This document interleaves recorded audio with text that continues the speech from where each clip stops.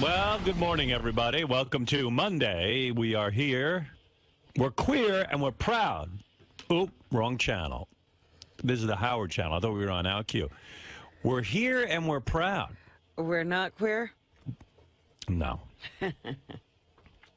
I know Oprah's not gay. I've been watching these clips on her website of Oprah behind the scenes. Uh-huh.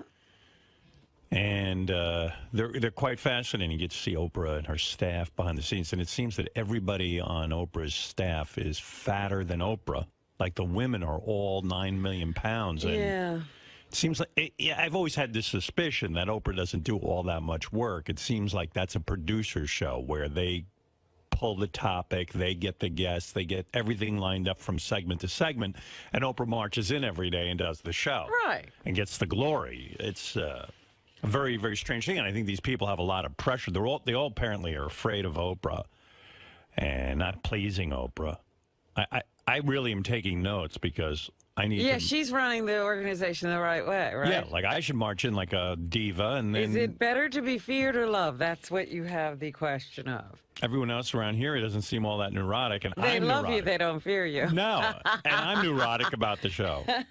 Everybody else is like, don't worry about it. Howard will get it done. No guests, no problem. Ooh. I fear them, you know. So, no, so, you know, our staff isn't under the same pressure Oprah's is. Oprah's staff is like two of the talent bookers, they had to get J.K. Rowling's on the show. Uh-huh. J.K. Rowling's the woman, of course, who wrote Harry Potter. Yes. This was Oprah has to interview her. And, you know, I understand why. Look, I haven't had her yet. Where is she?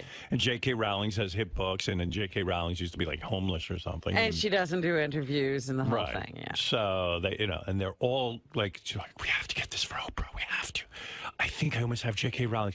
I mean, these two fat women are just, well, they weren't that fat, but they have a lot of fat executive producer types. It's wild. And then Oprah apparently shows up in her sweatpants. Like she comes to Harpo completely undone, and her sweatpants are way too tight, and her ass and her fucking legs are thick, and oh dear, it's wild stuff. We shoot all that stuff behind the scenes. I called Doug Goodstein and go, you know, our fans would love to see more of that stuff, just like Oprah's fans like to see what goes on behind the scenes. Like, for example, on our show, if you ever hear Will Murray's side of the pre-interview for some people, you don't even have to hear the other person on the phone. That would be a bonus. Yeah, just to hear Will asking the questions? Yeah, like Will will be doing a pre-interview with someone saying, well, how far was that tube up your ass? And, you know, it's just like, it's just weird stuff. He gets to interview the most interesting people. The other day I was in the hall and I just kind of poked my head around a corner and I was watching Will, Jason, and John Hine. They were all having a big discussion and Will was holding court, and there's a whole talk show going on out there. Wow. What happens and nobody's capturing it? Well, no. But you know what it is. You got to have a lot of resources. You got to have cameras on everywhere. And with everyone, yes. Yeah, I mean, you could just follow Benjy, Fred. Our fans would love it. I've always said that about Howard TV. I think that's the next step for Howard TV, that we should, I thought from the beginning we should have reality shows like, you know, I mean, I'm always fascinated watching you in the hallway after the show. You're busy, you're running around. I am not really in the halls anymore. I see you run out and then you charge out. I'm always like, wonder where she's going. She seems to be... Yeah, well, I'm usually going somewhere. Yeah, I mean, yeah, I'd like to know where you go. And then I'd like to hear you interviewed about where you just went. I mean, I'm curious. And Fred, he's a man of mystery. I don't know what he does. Nobody knows what Fred does. He sits here after the show, and he's doing something. I don't know what. But he disappears, too. I always said... Where does he go? You could just keep a camera on Fred. That would be very good for me for the whole show. Just watch him. People are fascinated with Fred. And, well, they should be. Yeah, I mean, I'd watch a show where Benjy's just getting ready for work in the morning, because today his head looks more bald than ever, and he's more wet and disgusting than ever. Like he just came over and said something, and I looked over and I went, "Oh my God, completely wet." His head is dripping. His hair is almost all gone. It's 20 degrees outside. He's sweating. How does he manage that? Is it because you wear that ski cap that your head gets hot, or is that why you sweat, or you just took a shower? Or? I think it's because I had just taken a shower. Yeah. But I mean, you come over here after you take a shower, you're out of the shower for quite some time. Like at least You'd think you'd dry off. Yeah. Yeah. You'd think. It's weird. Do you just sweat a lot? I don't know. I'm not sweating now at all. Yeah, no, now you're all right. I guess he dried off. Yeah. What does he do, Fred? Does he wipe himself down? I think he just air dries. Do you have a towel? Do you use a towel when you put a newspaper out in the sun? At home? Yeah, I use a towel. That's weird. You think he gets not a lot on my head, completely wet? How can you be so... You can't be that wet and go down the street. I mean, I take a shower every day. By the time I'm ready to blow dry my hair, it's almost dry on its own. Yeah, right. So... Benji's really losing his hair, too. Yeah. That was weird. Like what happened? Like, all of a sudden, it's, like, all out. I think it's... Let me see. Take your hat off. It's almost all gone. I'm really... Yeah. Let me see. Every day I look up things about balding cures and... Nah. Wow. Yeah, You're not going to go with Sal and get the... 𝗵𝗵ci𝘄? 𝗵𝗵ci𝘄 off the internet? Yeah. I think you're waiting too long. I know. You know, I think it's... You know what, man? But you don't look bad that way. Maybe you should just go for the shaved head look. I might. No, don't shave. You know what? I like this look, because if he shaves his head, he's going to look like Uncle Fester. Oh. That's You know not a good look. I think you could get a little more hair back with that 𝗵𝗵ci𝘄, and then you could just do like a Caesar haircut. Would you ever wear a toupee? You would never wear it. Yeah, if it looked right. Yeah. If Why it would looked he do right. that? I mean, a lot of those guys, you guys, I'm like, my God, that guy has such great thick hair, and then you guys are all like, oh, that's the toupee. You know what? I don't notice all the time. There was a guy that everyone was very keen on the fact that he wore a wig. You know, he wore a toupee. I didn't know. I'm thinking of this guy. I mean, I really didn't know, and I'm embarrassed I didn't know. I wonder if we're thinking of the same guy, because one of the guys we worked with at K-Rock, I was like, he was in his late 50s.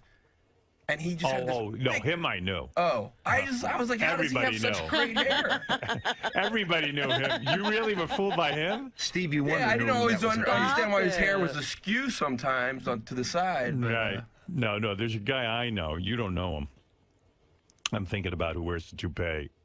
And he even had, like, different toupees to show, like, when he got a haircut. You know what I mean? Like he had the whole thing he had down. a whole rotation he would do, so he would look like his hair was naturally growing, then he'd get it cut, and it was growing, and then he'd get it cut. And then people would say, people come up to me all of a sudden and go, "Can you believe so-and-so's toupee? I mean, what the fuck is he thinking?" And I go, "Oh, yeah, it's horrible." But you didn't know. But I didn't know. So sometimes it does fool me, but you know what? You don't want to go that route because, first of all, the maintenance. Oh, the maintenance. And Benji's not a guy who's going to maintain it. No, his is going to be all a big mess. And you know what? You don't look bad like this. You really don't. But that's why I wear a hat. A hat's like a toupee. Right. It keeps, you know. It's cool. It looks Try and get a cooler hat. I saw a bald guy I know was wearing like a really cool hat. Like a Kango or something. No, it was like a beret. No, not a beret. He wore like what you're wearing, like a ski cap, but it was like a little less constructed. It wasn't so. But you can't wear what Benji's wearing right now all the time. No, only in the winter. In the winter, you'll look like you have a full head of hair. The summer, it's hard to pull off. But you know what? Fuck it, man. You look fine. Thanks. I mean, you don't look fine, but you're not gonna look any better with hair. I remember when you had hair, you didn't look all that good. Yeah, but you always have hope when you don't have it. Hair maybe was not your thing. Fuck it. I'm just so glad I have my hair. You know, I posted a picture of myself on my Facebook account, and all my friends wrote in, especially the friends I grew up with. Are you getting younger? Are you like how are you defying the odds here? Well, but you know what it is? I'm lucky. I have a full head of hair, and I have very little gray. Compared to people my age. I've got some gray if you look close. But I mean, it's pretty much dark, thick hair. Still a lot of dark hair. And that gives me my youthful appearance. On top of the fact I stay relatively thin. Uh-huh. You know, especially, you know, if I hide that little belly of mine, which I can in clothes. The trick is to wear baggy shit. Baggy is good. Tight, no good. Tight, not good for most people. Baggy. No, there are very few people who can do the tight thing. When you wear baggy, nobody knows what's doing. That's the way to go. Trust me on this. I'm no fashion expert. I see people who are supposedly fashion experts. Too tight. Got to go baggy. Listen to me. Unless you're a fucking supermodel. Like Beth will wear those skin-tight fucking outfits. Yeah, those Harvey Leger bandage dresses and all of that. She wears all that stuff. Yeah. I was like, well, yeah, good. You should. Everyone else, no. Right. keep away from that shit. Everyone else, don't wear a bandage unless you have an injury. By the way, Lisa G, I didn't get to her. Lisa, do you want to come in and do a quick rundown on what's happening in the Howard 100 News? Let's hear that, and then we'll get back to all the action. Lisa Glassberg takes shits at work. Yeah. Takes shits at work. Singing my own theme song. Go ahead. What do you got for us, Lisa G, from the Howard 100 News? Well, Howard, according to Bravo TV's millionaire matchmaker, Patty Stanger, you are wrong about older women finding a guy. She says odds are not in your favor statistically. There are way more women than men here in the United States. What am I wrong about? What did you say? What did I say? You said that it's easy to find a guy, and that when you were talking to me, you said I'm being too picky.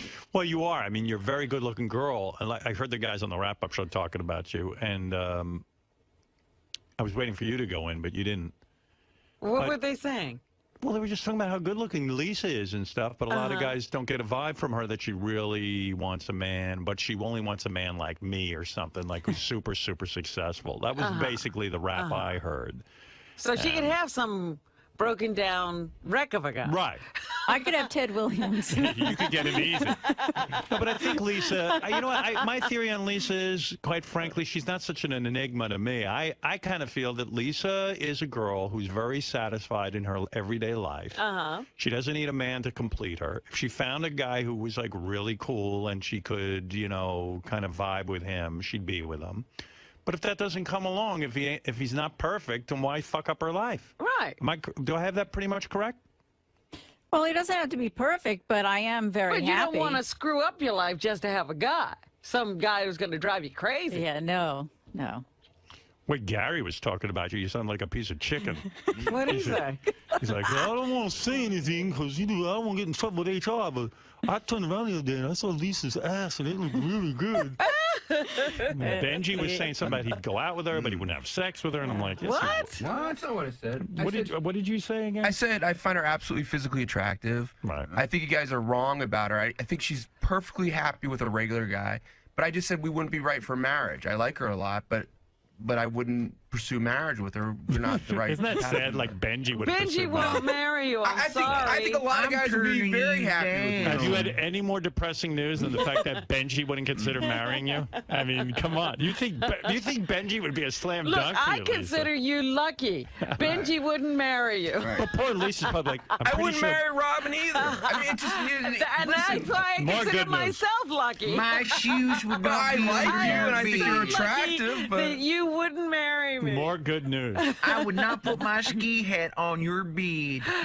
There's nothing more than for a woman to be told by an overweight, sweaty, bald guy that you're not good enough for him. that's not what you. I'm saying. Yes, you are. No, it's not. You're saying you're not totally overwhelmed with them. They're not good enough for you to marry. That's not what I'm saying That's at all. exactly what you're saying. No, it's not. I'm saying I said there's some. Listen, Like Lisa and Robin aren't good enough for you That's to marry. absolutely not true. I think they're wonderful people. I like them. But there's people that I you're will more not share compatible my with, that you sweaty have a lot of balls fun with with them. on Yeah, a daily you don't basis. dig them enough. Well, We're not fun. So the people that you didn't Benjy's marry, fun. the people that you didn't settle with when you were dating, they weren't good enough for you? You know what? You two are official losers now. That's Benjy right. rejected We're you. not fun. You're not fun. Well, I'm rejecting you because no jeans fit you in the store when we went jean shopping. Okay. Well, there you go. Forget it. Good for you. Thank you. I told you she was tricky. You know what? I'm not upset about being rejected by Oh, you should be. I'm not upset Because at that's all. about as bad as it gets. I am very proud This reminds that me Benjy wouldn't have me. when I would go to parties in high school, and these enormous fat chicks would not even speak to me. Like I went there because I was like, well, all right, I'll settle. I'll be the piece of ass here. Yeah, you know what? I'll just settle because I need some female attention. And then I'd go and I'd be totally ignored. And like sit on a couch and smoke cigarettes. While all my friends spoke to these chicks. I actually went over to a group of these big, enormous fat women. They looked like Oprah and her producers. And these girls wouldn't talk to me. Wow. Yeah, that's how creepy I must have been. Anyway, Lisa, go ahead. What else do you have in the Howard 100 News? Well, Patty says there are 5 single women to every guy here in New York City, not to mention that most men are looking for someone younger. And she suggests that older women be more proactive, like go to the suburbs to look for guys if you live in the city. It's like a hunting expedition. I'm in the desert looking for men.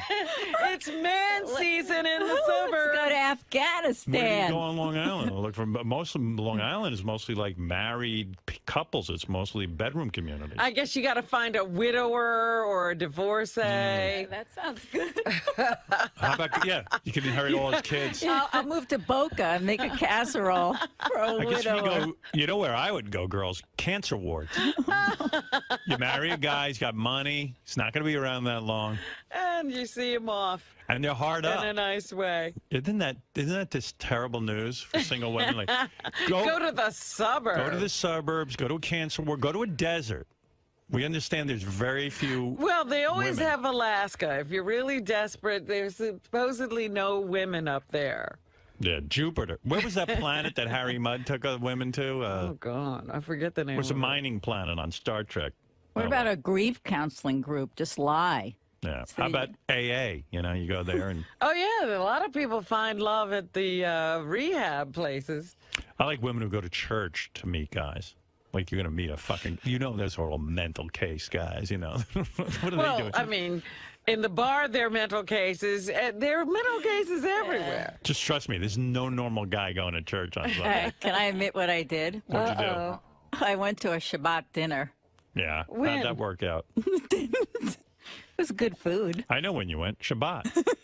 When'd you What go? is Shabbat? This weekend? Years ago, no. Oh. It's the Jews, that's their Sunday. Oh, you mean Friday night. just the usual Sabbath dinner? Right. Okay.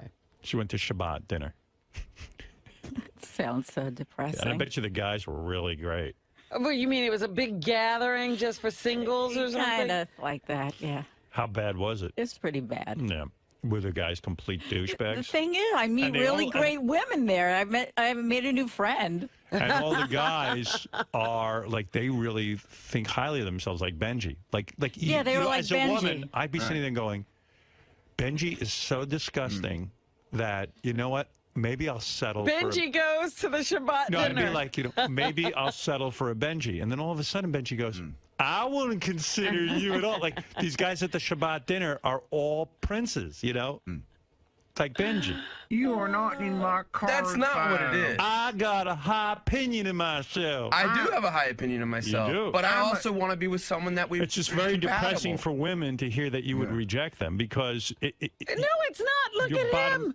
you're bottom of the barrel. Robin, are there Turkey hood. any wonderful guys that you're probably not compatible Like with? it would be a, No, I would be compatible with It would be anyone. Like the guy that Howard brought in the other day? it would be a Because he went to church. Who said he was wonderful? It would be a Why- huge, why was he a bad guy? Benjy, it would be a huge compromise for a woman to reduce herself to your level. I don't think so, Howard. And now you're saying you don't want them. Right. Robin, what was wrong with the guy Howard brought in? Why I don't know he wasn't that good man. enough for you? I don't know him. All right, Benjy, thank you. All right. I don't want to get into I that. know you. I don't find you marriage material.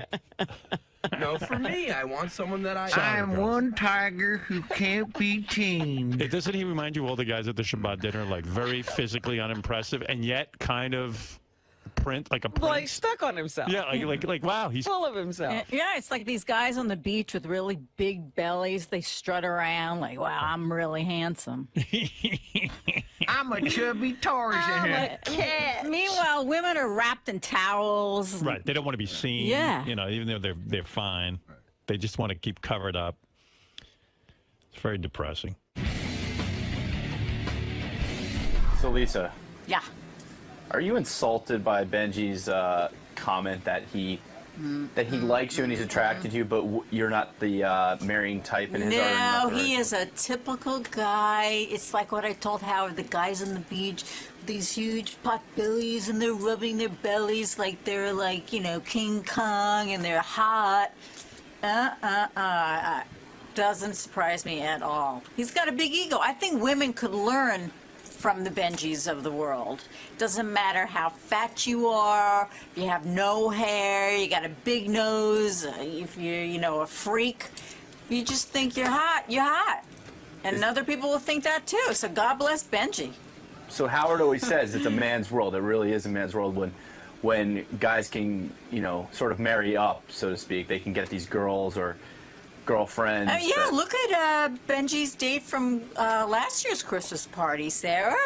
She's so cute. I mean, come on. And she got naked for him in the studio. And look at Robin. She's gorgeous. Guys should be knocking down her door. But what about Benjy? Where do you think he gets his ego from? Because he's on the show and he's a bit of a celebrity? I mean. No, I don't think it has to do with that he works with Howard Stern. I mean, that adds to it, but I think most guys have big egos, and God bless them. Now, what if Benjy had said, you know, I'm attracted to Lisa, and I would marry her. Would there be any sparks flying between you two? Is there any attraction coming from your end? Oh, that's a good question. That's funny. No, because he sweats too much. Not even those baby blue eyes, or the fact that he's very cerebral, very bright guy. He writes a lot of great lines, that Howard says. Yeah, he is funny. Funny is good. You know what? I haven't even let myself go there. So can you get back to me tomorrow? I see the window is still slightly cracked open, so maybe That's Benjy funny. should... I did go clothes shopping with him. That was fun. I felt like, oh, we're married. We're going clothes shopping. Did you see his calves when he changed into a different outfit? Can I tell you something? He walked out of the dressing room wearing his boxer shorts, but they looked like old-fashioned gym shorts. And I went, what are you wearing? I couldn't even tell they were boxers. You know, it was so funny. He's crazy. Probably he makes women laugh, and women love a great sense of humor, so that's definitely working in his favor. So, Benjy, do you feel bad at all about the way things came across when you were talking about Lisa G this morning? Yeah, like I do, because, you know, it's so funny, like everyone always says, I'm so shticky, and, maybe, I don't know if they were just trying to be funny and saying, like, I was thinking that, you know, I'm better than Lisa G, or I'm better than Robin, or they're not good enough for me. I think it's a very natural thing that there's some people that you think are great people, but you don't think that they're, I think potentially both of us would be happier with other people. I don't think I'd be miserable being married to Lisa, I like being with her. I think we would have a lot of fun together. But I think personality-wise, there's women that I'm more compatible with than her for marriage.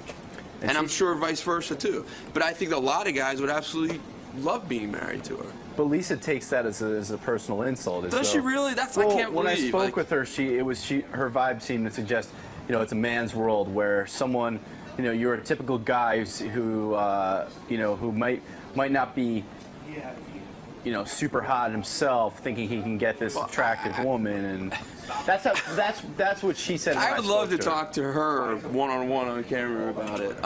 You want to do it? Can we get her? Because I mean, it's just the most ridiculous thing in the world. I think she's physically desirable. I think she has a sweetheart. It's just, I don't get that at all. Like, are there guys that she doesn't think are great guys that just she knows aren't right for her for marriage? I mean, that's a valid point.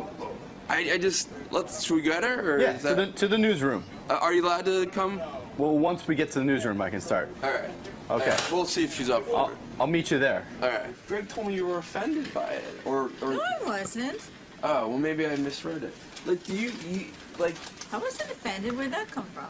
Well, you said that I said a lot all of these... guys have big egos and women could learn. But what is? I don't understand what it has to do with ego. You think? Because you think Robin and I aren't good enough for you. Is that really what you think? Yeah, Because that's what you said. I never said that. That's what Howard said. Because I don't. We're not for you. I don't think we're compatible for marriage. That doesn't mean you're not good enough for me. Hold on, it's my dad. All right. No, I'm kidding. What? Are there any guys that you think are great guys and you like them and enjoy them, but you don't think probably not right for you for marriage? Yeah, probably. And does that mean that they're not good enough for you? Well, they're not good. That's a heavily loaded question because they're two separate categories: friend, girlfriend, Right. friend, marriage. So you think of me and Robin more in the friend category. Yeah, but it's also, I don't think our personalities would be right for marriage. Do you? Right? No, I don't. Does that mean I'm not good enough for you? I mean, if that's what it means, it's fine. But No, it's not good enough. It's just that it's wrong. You're wrong. okay, so but why, when I say it, it means that you're not good enough for me? I never said that. And now you're getting me all confused. Now I'm like getting into the Benjy zone. I think you need someone who's 28 Okay. and a stripper. All right. Fine. Like I said, like Mary Lou Henner, I think she's in her mid or late 50s. And I might, if I knew her for 5 years, maybe there'd be things that we wouldn't be right for marriage. Hearing her talk for like the interview, I was like, this is a woman, the kind of personality I'd love to marry. Right, so would I.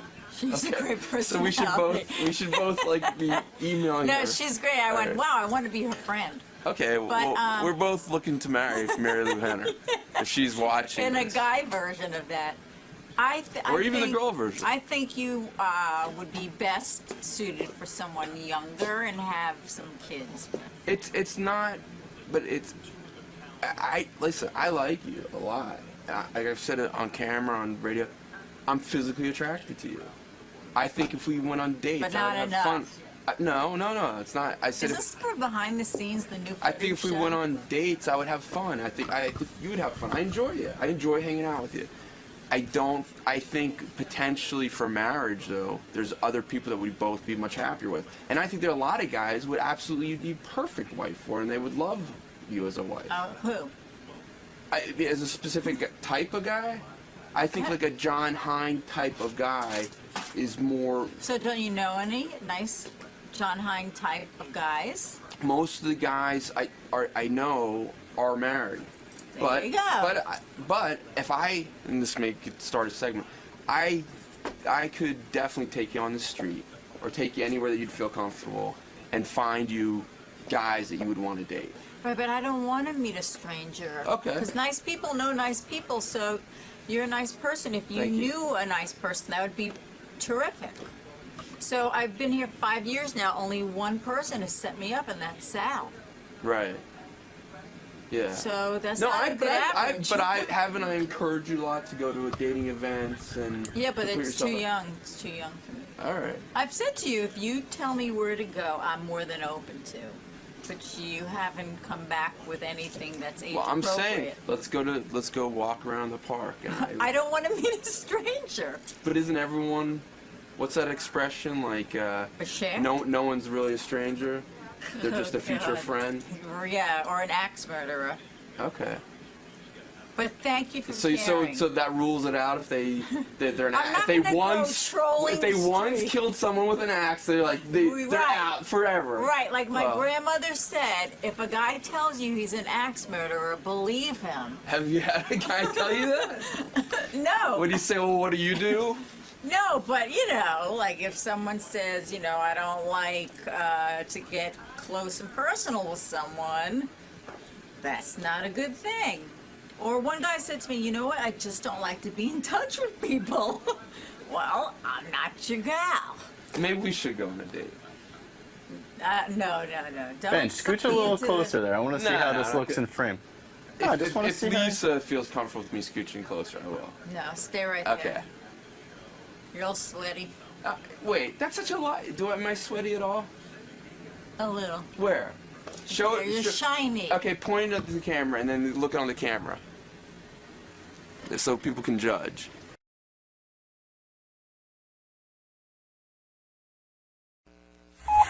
This is the best of the wrap-up show. A recap and behind-the-scenes look with John High and Gary Dell'Abate. The best of the wrap-up show begins now. Hey, it's Gary, Booey. I'm here on Monday's wrap-up show. We talked about my impending kidney stone operation, and the listeners, who are just very sensitive people, all called up to tell me how brutal it was going to be, how much it was going to hurt, how I was going to be pissing blood for a month. And it made me feel really good, and it really, really relieved me when I had to go have my operation. Here's how it went.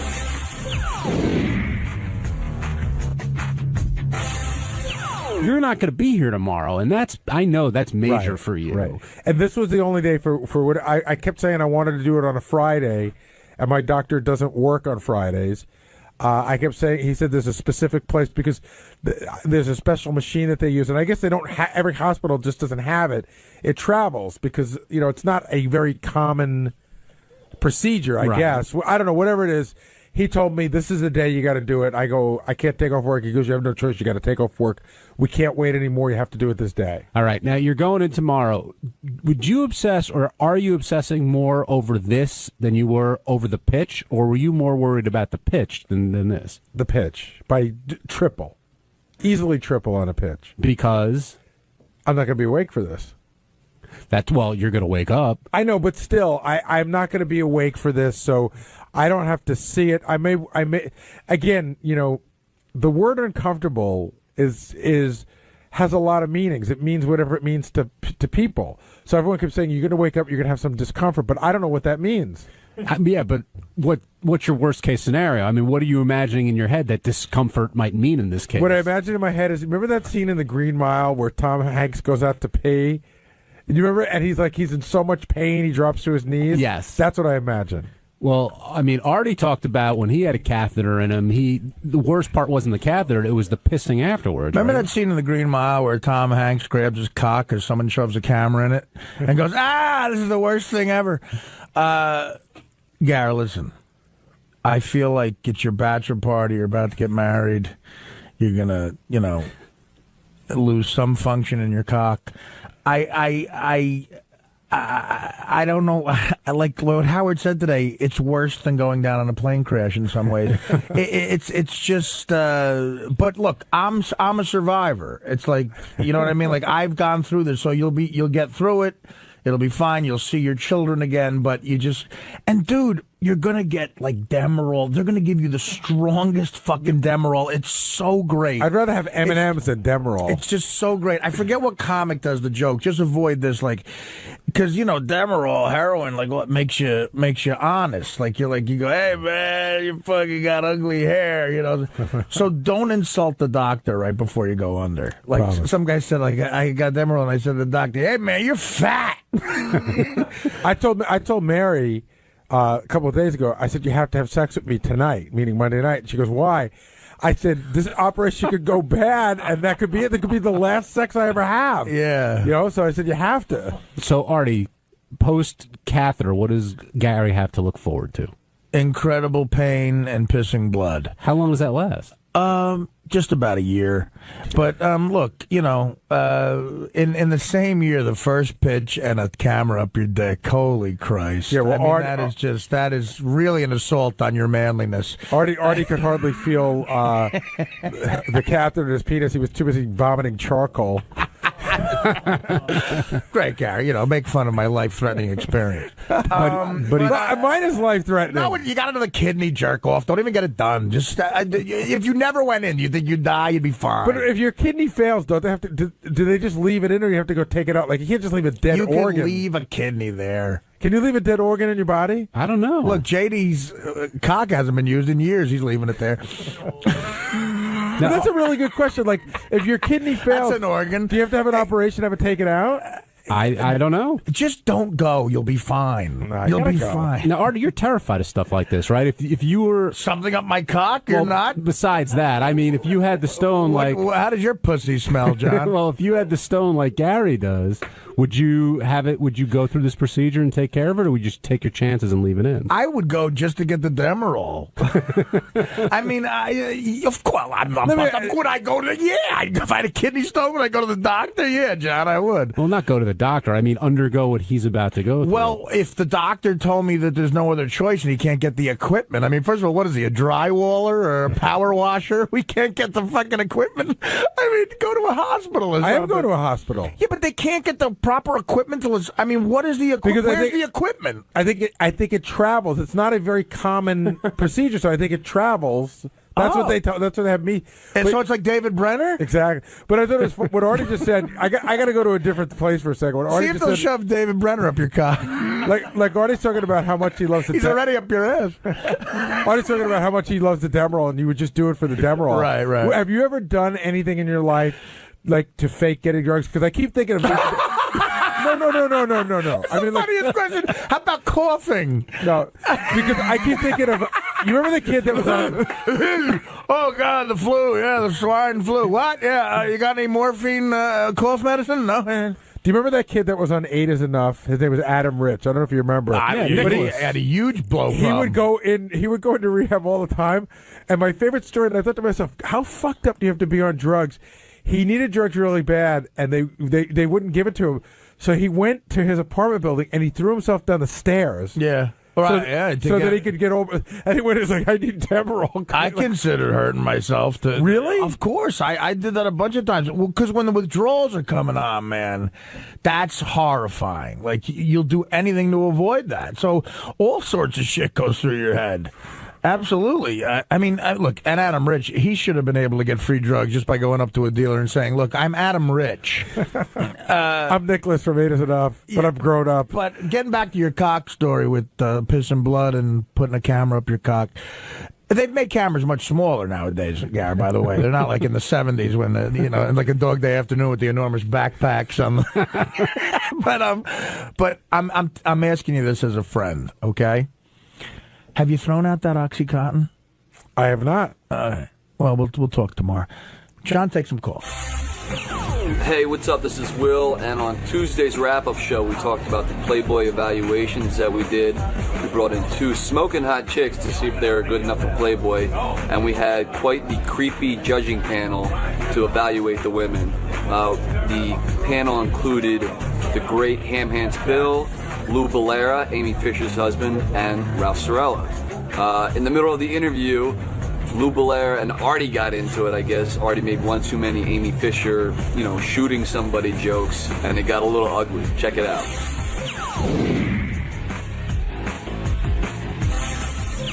Let's get to the Playboy evaluation. And first, Ralph, you were a judge, but I asked this to everybody here.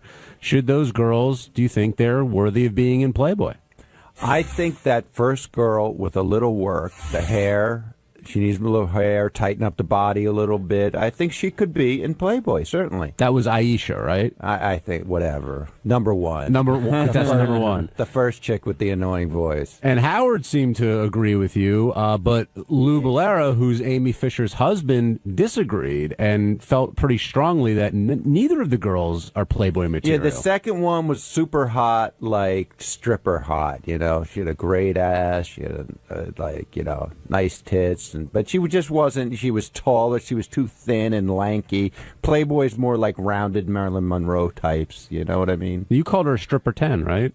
Yeah. Oh, she's hot for a strip club. You kidding me? Now, if you didn't hear Lou judging, here's a little bit of what he had to say from the first contestant, who Ralph and others felt should be in the magazine. I've looked at many women over the years. Now, here's what I see. Your tits I think Yeah, they one's have bigger to than be the other. raised up a little. They're a little drooping a little too. Howard, they droop a little. Lou, what the fuck? You are You uncomfortable. asked for honesty, you're going to get honesty. Go ahead. Chicken legs, yes, I Yes. agree. I'll admit that. And What's what wrong I with like, chicken legs? I like on a girl, I like a nice ass. You know, one that curves out, juts out. I don't see a curve over Turn there. around. Turn there to for the a second. side. Nah, That looks pretty good. nah, Yeah, it's boy. too thin. But it's proportional to my little body. I like to see the hair a weigh like little longer 92 and flowing, you know. Right. Yeah. But you know, she's got decent tits, but Decent. I'm So you gonna say have to. she would not be acceptable to the Playboy Not people? to me. So Lou, very opinionated and definitive about what he likes to see in a Playboy girl. I'm super picky, especially with tits, and hers were perfect. She had absolutely Great. beautiful tits. I mean, they were not droopy. Like, No, he wants like those fake rocks on her chest. I guess like that's what he that, means. but those are almost, I thought they were fake. I thought maybe she was, saying she didn't have implants, which she did. I thought they looked that good because I don't like real tits. I think they're horrible. They flop all That's around. ridiculous. They're not good. And by the time they reach time the girls get old at like 26, they're drooping.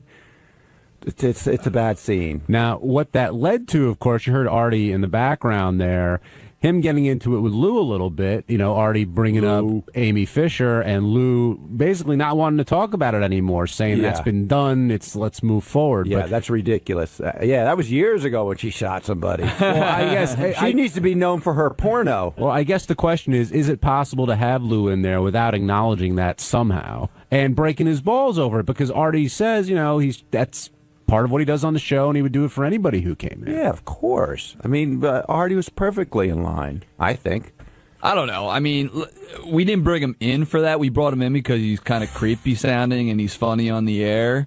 And I know Artie loves to hammer him with the Amy Fisher stuff, but I think he's funny enough on his own that you don't necessarily need it. I mean, it is great when Artie brings it up, but it's not necessary, right? I think Artie it's fine that he brings it up. It's funny. It was funny as hell. To me, that was one of the great moments, the tension that you felt while that was going on.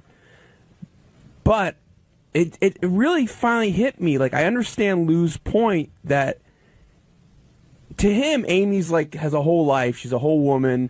She's moved way beyond what happened. It was a horrible incident. But if Mark Wahlberg came in, he did the exact same thing basically. We wouldn't constantly be berating him about what he did at 16. Yeah, but Mark Wahlberg is producing successful shows. He's an actor. What are you going to berate him about? I understand that, but to Lou and Mary Jo is walking around and there's a guy without that Mark's eye gouged some guy's eye out.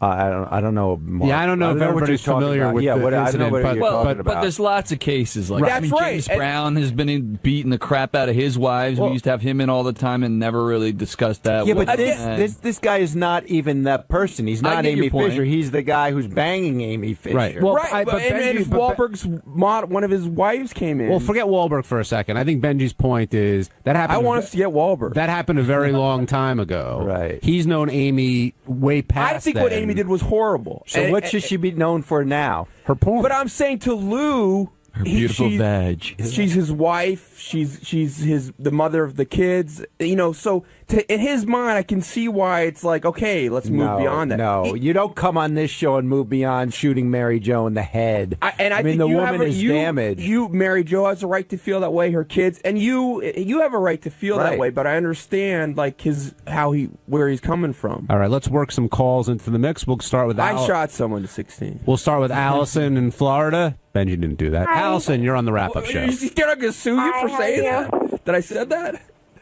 Good. How are you? Hello? Good. I mean, come on, it's a joke. I mean, Lou was on there, and the whole audience knows. The only reason he's there is because Amy Fisher shot Mary Jo in the head, and now he's married to Amy Fisher. It's a joke. It's hilarious. I expect Artie to do that, and it would not be, cool if you guys just sat there and ignored the fact that Right.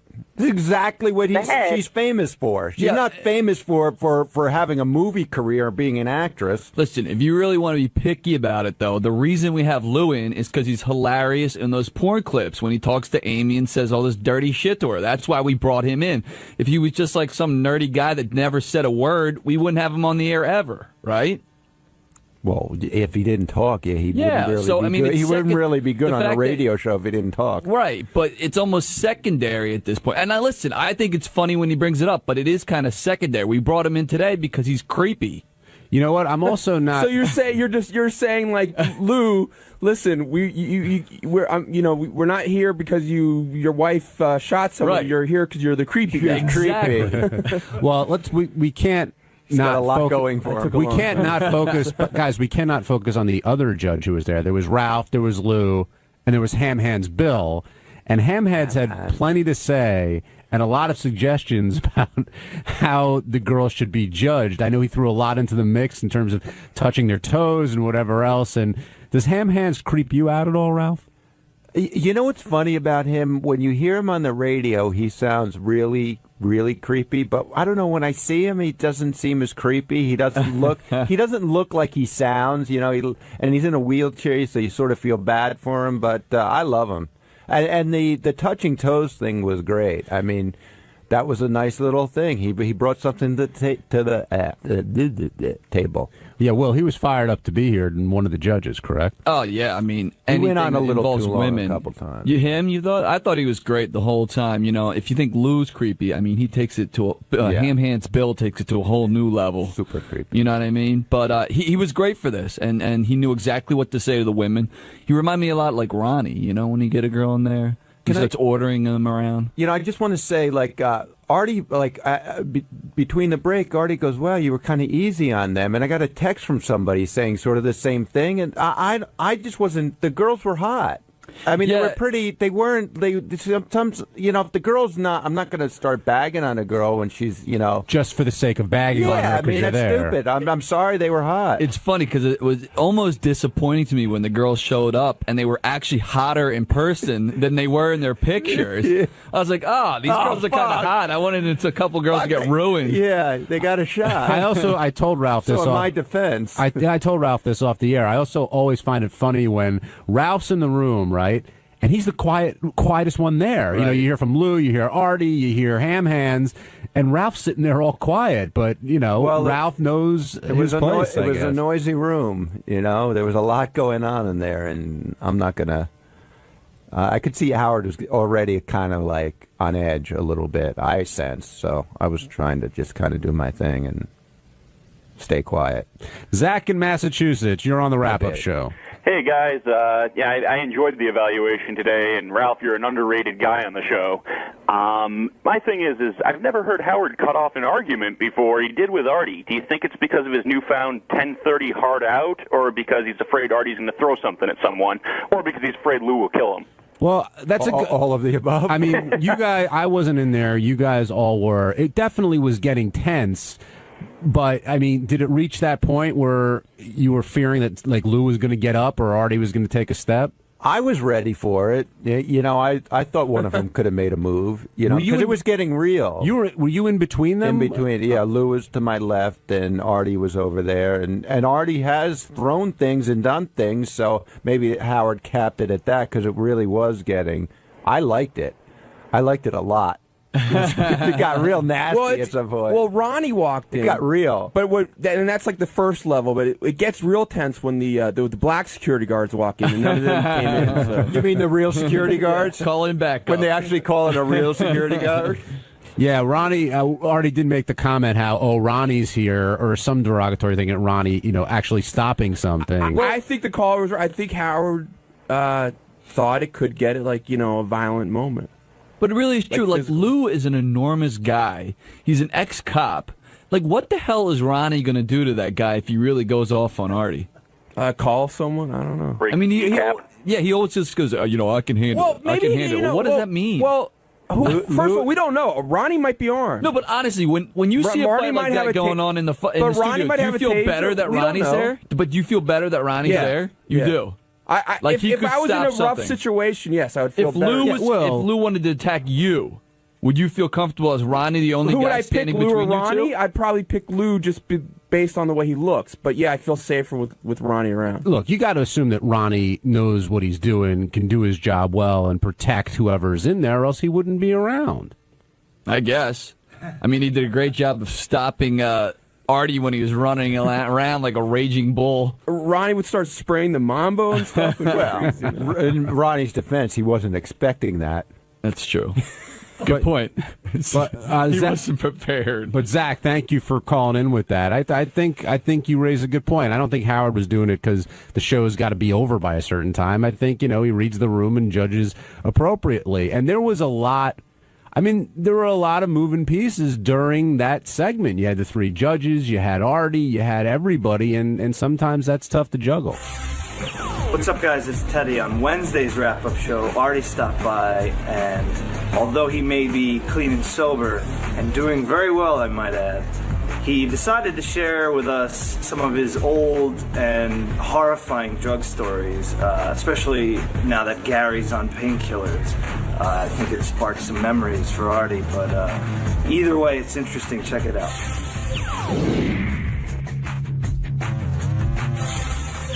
Have you ever taken any drug, even ones that you get from prescription?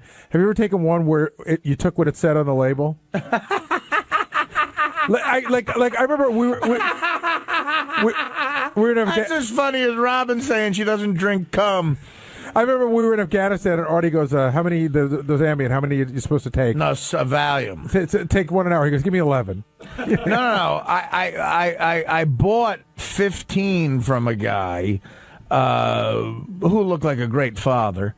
And he was at the 𝗛cie𝘄𝗿𝗿 airport at 4 in the morning. I wanted to buy liquor, and the guy wouldn't serve me liquor. It was it was like Ramadan or something. And I go, look, dude, I'm not going to be able to stay in the Turkish airport or the Afghanistan airport for 15 hours without getting fucked up. And I thought the guy was going to say, well, you got to deal with it. You seem like an addict. Get out of here. And he went, would you like some Valium?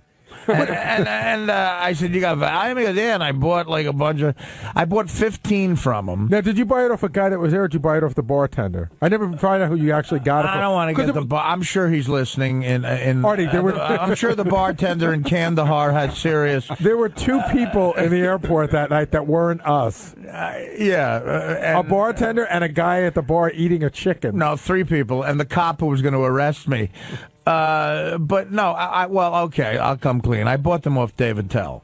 No, I bought them off a guy. I bought 15 of them, and it cost me like 80 million Turkish dollars, so it was like $5.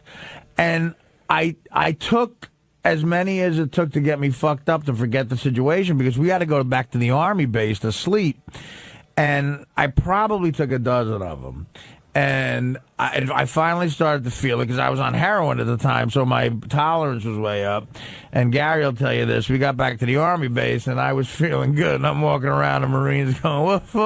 I start talking like a black guy, like, what's up, motherfuckers, man? This is some crazy shit, this war, man. And Jeff Anthony. Oh, Jeff Anthony. Jeff Anthony, who was the ex-Vietnam Marine in charge of us, who, was a great guy, but you could tell he has a limit, came up to me and got me in a headlock and said, "You going inside, motherfucker." He was an Irish guy. And he said, "You going inside, motherfucker, right now." And you listen to him, And he put me in a headlock, and he put me right in bed, and I passed out, and Gary woke me up an hour before our flight. It's funny because Jeff just sent us a note. He needed Artie to sign some books. So we were emailing each other, and he goes, yeah, I read Artie's book, read your blog. He goes, you guys are a little too honest. Hopefully nobody from the Army's reading either. Well, listen, man, Jeff is the great. Jeff kept me alive over there, and he kept the rules going. Jeff didn't know anything I was doing. I was in the airport, and he was trying to get us a flight, and I bought 15 Valium off Osama bin Laden. Ralph Cirella, you're on the wrap-up show. That's amazing, Artie, that you took 12 Valium and it didn't knock you. I sometimes I would take like a half of one of those to get to sleep. Right, and it would knock me out for 4 hours. Like 12 Valium would kill a person, a different person, right? You know what? I'll give you another awful drug story. That's amazing. I was in Vegas. I did stand-up Super Bowl Eve. This is about 5 or 6 years ago. And I was coming down and I was going through withdrawals and I ran out of stuff. I had to get on a plane at 7 a.m. to get home. I wanted to catch the kickoff of the game, which I had just put $50,000 on. Okay? So I'm sitting in first class and I scored 25 10 milligram Percocet before I got on the plane. So now I have this on. Wait, can I just interrupt? So to give you an idea, the oxycodone that I have, basically people tell me that's Percocet. So you heard me describe earlier how I felt when I had one. Right. Okay. Artie's now got 25. I had 25 10 milligram. You probably have 5 milligram. You're probably right. Right. So I bought it off this guy who shall remain nameless, and Bob Levy, but not. I'm kidding.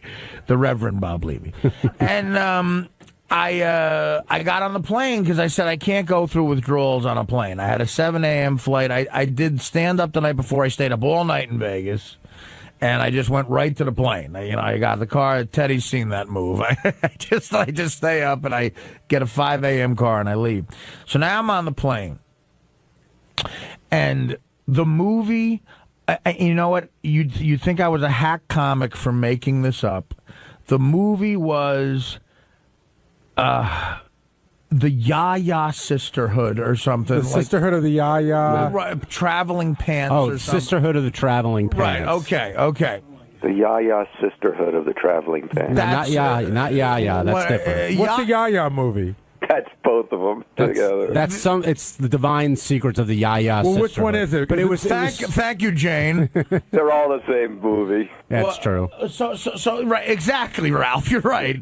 But it couldn't have been like Rambo 2 or something.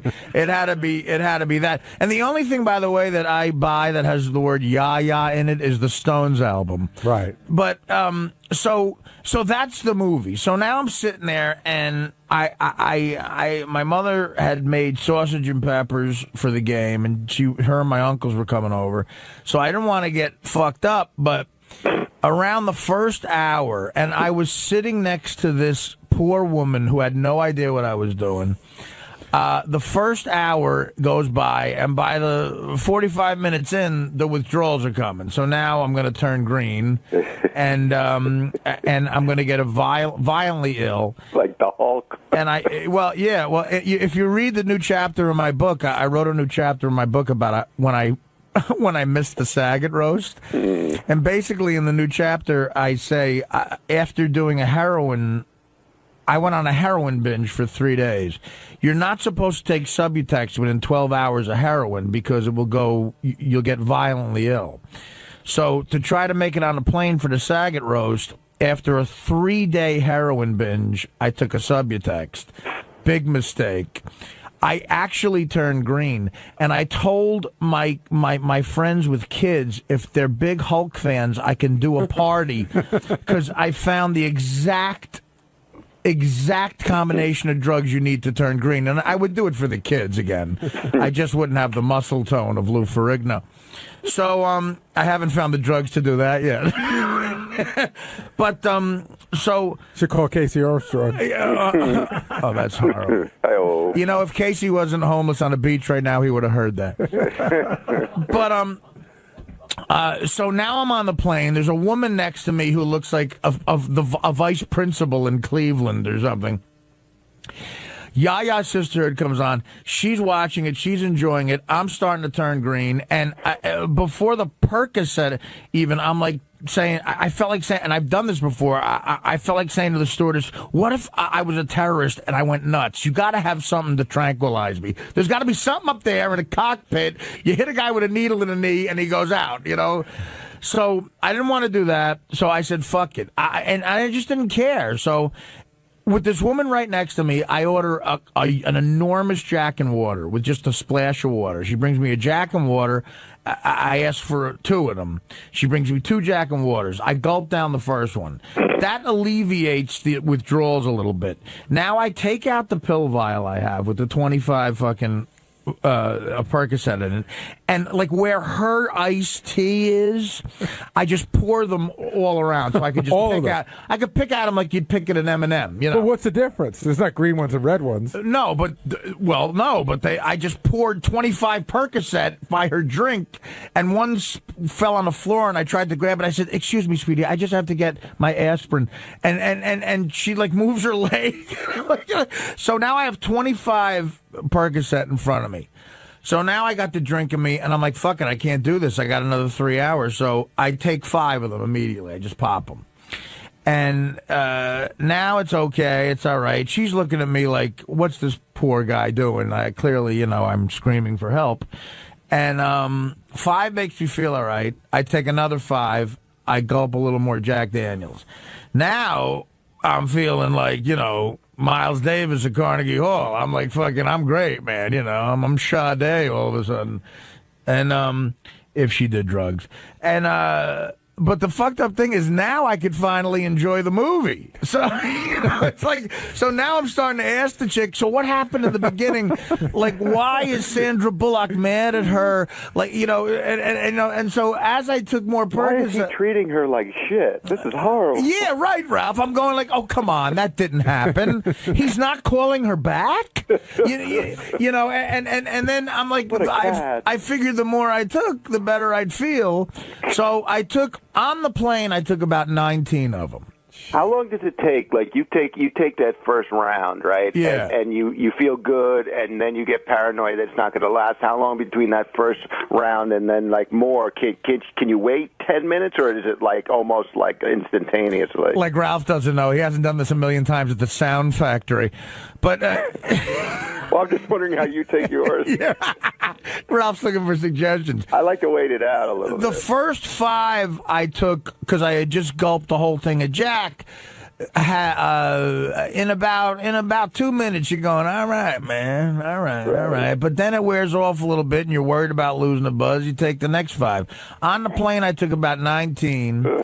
In the car with my driver, I stopped by a liquor store. I got a pint of JD, and before I got home, I stopped by Teddy's and I bought some Coke from him and his girlfriend, and then. Just to even things out. Just to take the edge off. I'm just kidding. It was weed, but I took the last 6 in the car with a couple more gulps, and I went upstairs, and the game had started. I lost. I had the under, and I ate about 42 sausages and about 83 peppers. And then I passed out on the couch, and my mother and sister went home crying. Thursday's wrap-up show was all about Denise Richards. No one knew how she was going to be when she came in. In fact, a lot of people thought she was going to be a little bitchy. And she came in and charmed everybody with her looks, with her candidness, and I think everyone is still in love. And it was fun to talk about. So here's our discussion about Denise.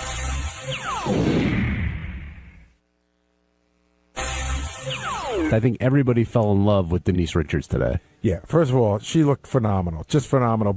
And I know there's a lot of guys out there that are going to call in and go, you guys were C-struck, you could see her, we couldn't see her. But I thought she was just a big dumbass. You know what I mean? I thought she was like one of those chicks. I didn't really know anything about her. You see, I don't watch any of those movies. I know she's got the reality show. I know what's going on with the divorce, and I don't really know anything about her. And I sort of didn't like her, but wasn't sure why I didn't like her. Well, I think, and she talked about this a little bit, the stories, all the tabloid stories, she just seems like a real bitch. And, the movie roles and whatever don't help or hurt, but you have, a certain mindset about, okay, I have a feeling she's going to be all affected and, her shit doesn't stink. And when I've seen her interviewed, I probably haven't paid attention long enough to get any sense of her. So without having a sense of who she is, I just inherently I wouldn't say I disliked her, but I didn't think I cared for her.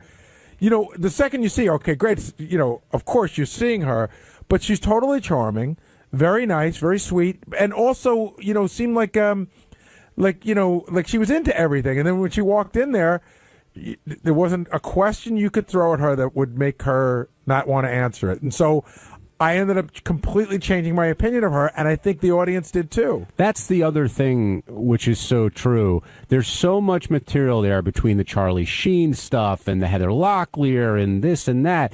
And plus the way she looks and who she's been with, you almost expect her, the only one I'm talking to is Howard, kind of have that standoffish attitude. But from the moment she walked in, I literally think she charmed everyone. Well, we all talked about, Benjy even brought it up, how like when you go to say hello to somebody, they look you in the eye, and Benjy said she walked by and she waved, and it almost gives you the impression that she likes you. You know what I mean? Like she's really paying attention to you. Well, she does like me. But when you're talking about there's so much stuff to go over, during the commercials, Will does these pre-interviews and he does a lot of the notes and stuff. And Will's going, it was like 10 pages long, and he's going, Howard, goes over this and he goes over that. And we had gone through the entire commercial break. Will talked to Howard, then we did more commercials, and Will talked to him more. And Will hadn't even gotten a chance to get to the Richie Sambora stuff. That's how much material there was on her. And some guests, you expect them not to answer that. They'll evade this, they'll evade that, or joke around about it. But she was all up for the conversation. Her biggest fear was her father was listening to the show. She cut some ideas for us, and when she came out, she went right to a publicist, and she said, "Don't let my father hear this." Denise talked about a bunch of stuff, and we'll take your calls and we'll get into it. But one of the first things that came up was Scott Baio, and she immediately disclaimed it. Said she never had sex with him, and she's like, I'm 38 years old. Why am I going to lie about that now? So John and I immediately had the discussion in the office. Who do you believe? It's Scott Baio versus Denise Richards, right? So and John and I sort of thought that, like, could she have forgotten she slept with him? Like, Scott Baio, he would not forget that. I'm sure Scott Baio's got Wait, but did Scott actually say he slept with her? He said she was a 3. She's a 3. Yeah, but that might have just meant... No, he said that he said... Cuddle? No, it just meant like he dated her and he's like sort of fooled around with her. No, the question was specifically about how is she sexual, like when it comes to being in bed, and he said she's a 3. I mean, she didn't seem like she was lying, and I don't think Scott Baio needs to make up any stories because I've never heard any other woman say Scott Baio lied about banging me. So could there be confusion? Do you think she forgot she banged him? I don't think so. I think she seemed totally honest. She seemed very honest about. She's a very credible witness. I agree. Let's go to Adam in Texas. Adam, you're on the wrap-up show. I hate to be a redundant caller, but I totally should come off, not knowing the woman sounds like and looks like, probably be a little bitchy. But after the interview, completely changed my perception and opinion of her. Yeah, totally agree. Totally agree. Now, why did you think what you thought before the interview? Like, what made you think she would, not be what she was? We're judgment, instinctually we judge people. So I think, just looking at her, seeing her in interviews and stuff and the tabloids and stuff, she comes off as probably being a bitch. But, I mean, on the interview, didn't seem that way at all. Seemed like the most down-to-earth person. You could meet her in the grocery store and she'd say hi to you. Yeah, she's the kind of hot chick that doesn't look accessible. You know what I mean? When you see her in the tabloids and stuff, she's just so hot. She doesn't look like you could just walk up and say hello to her, but you sort of can. Right. Well, I can.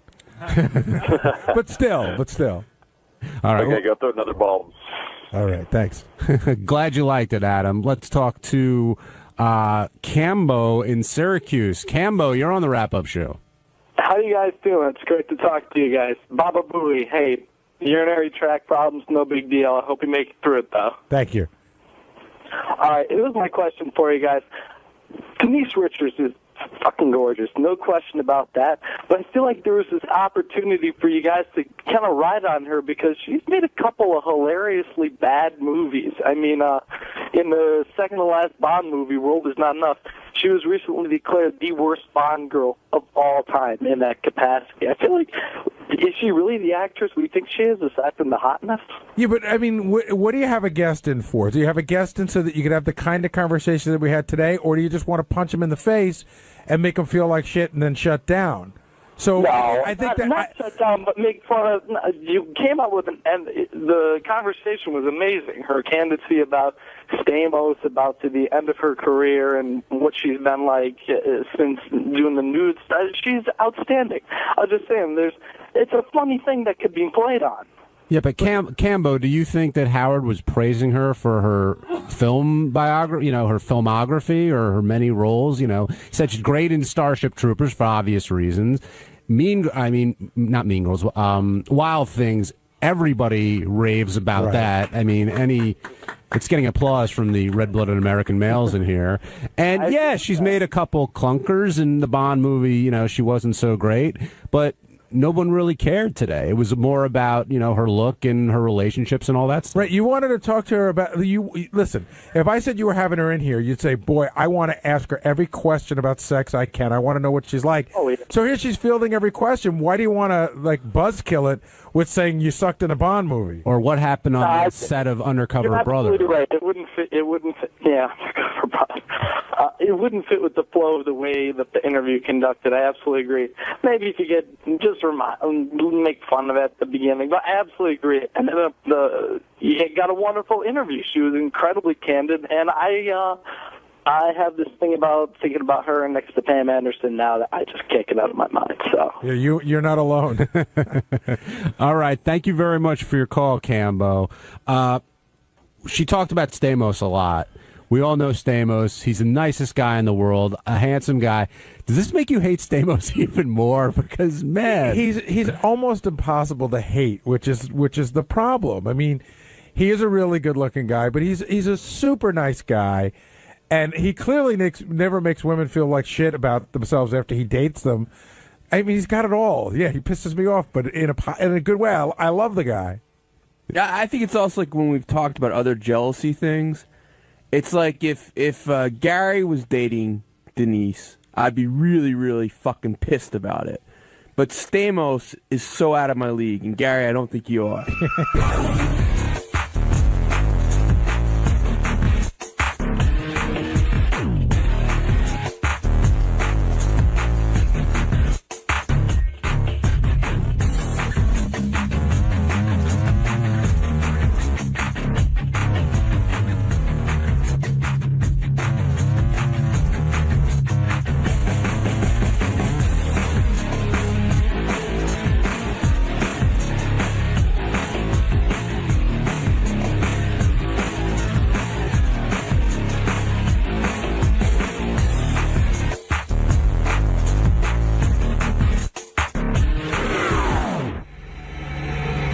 Lisa's got some stories from the Howard 100 newsroom. Lisa is busy being a reporter. Lisa, what do you have for us? Lisa G takes shits at work. All right, so remember, I think it was yesterday, Gary came in here and said the guy at the parking garage busts his balls all the time. Right. Well, I went down there to meet him and to talk to him. Right. So I said to him, John, why do you make fun of Gary? He says, because he's easy to bother. Anytime I see him, I just break his balls from whatever happens on the show. Did you see Edie Falco's pitch? Yeah, he's pretty consumed with Gary's pitch. By the way, I should play you more reports have come out about Gary's pitch. It's not dying? No, it's not dying at all. It won't die. No, it's become a thing. It's become like that. Now the announcers go, oh, that's a Baba Booey. When you throw the pitch like a girl. That's crazy. Gary wants to kill me.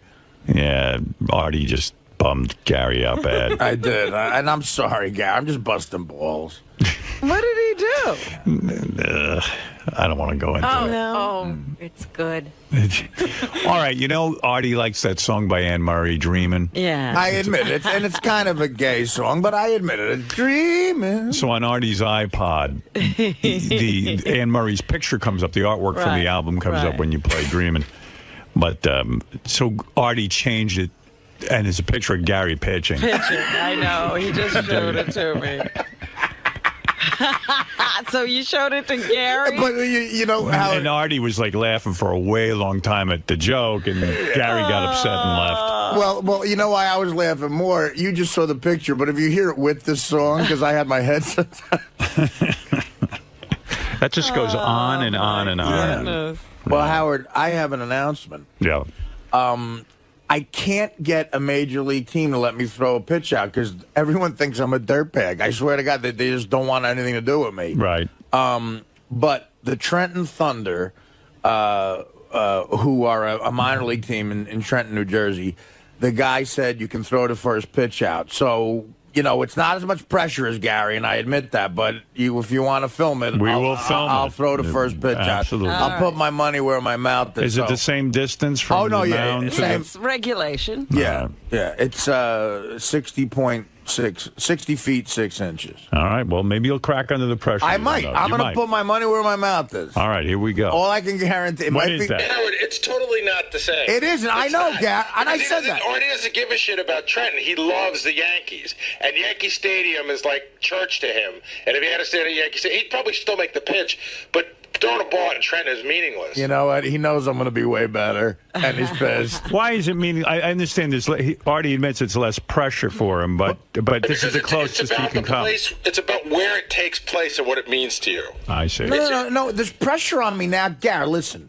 You fucked up, and look what I did. I acted like the biggest asshole on the planet. There's pressure on me, man. I mean, It really isn't. It's not Yankee Stadium. Yeah, but you know, Yankee Stadium Stadium doesn't exist I anymore. got a way to solve this. A pitch-off between Artie and Gary at this game. Okay. You each throw a strike. I'm glad to do it. Oh, now that's a good idea. There you go. Now it's an even playing field. It's on. Gary, there's no pressure. Even playing field. Now it's an even playing field. You should be able to throw the strike if there's no pressure. Gary, if there's no pressure.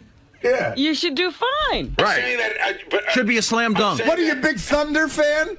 It's not the same pressure for Artie that it was for me.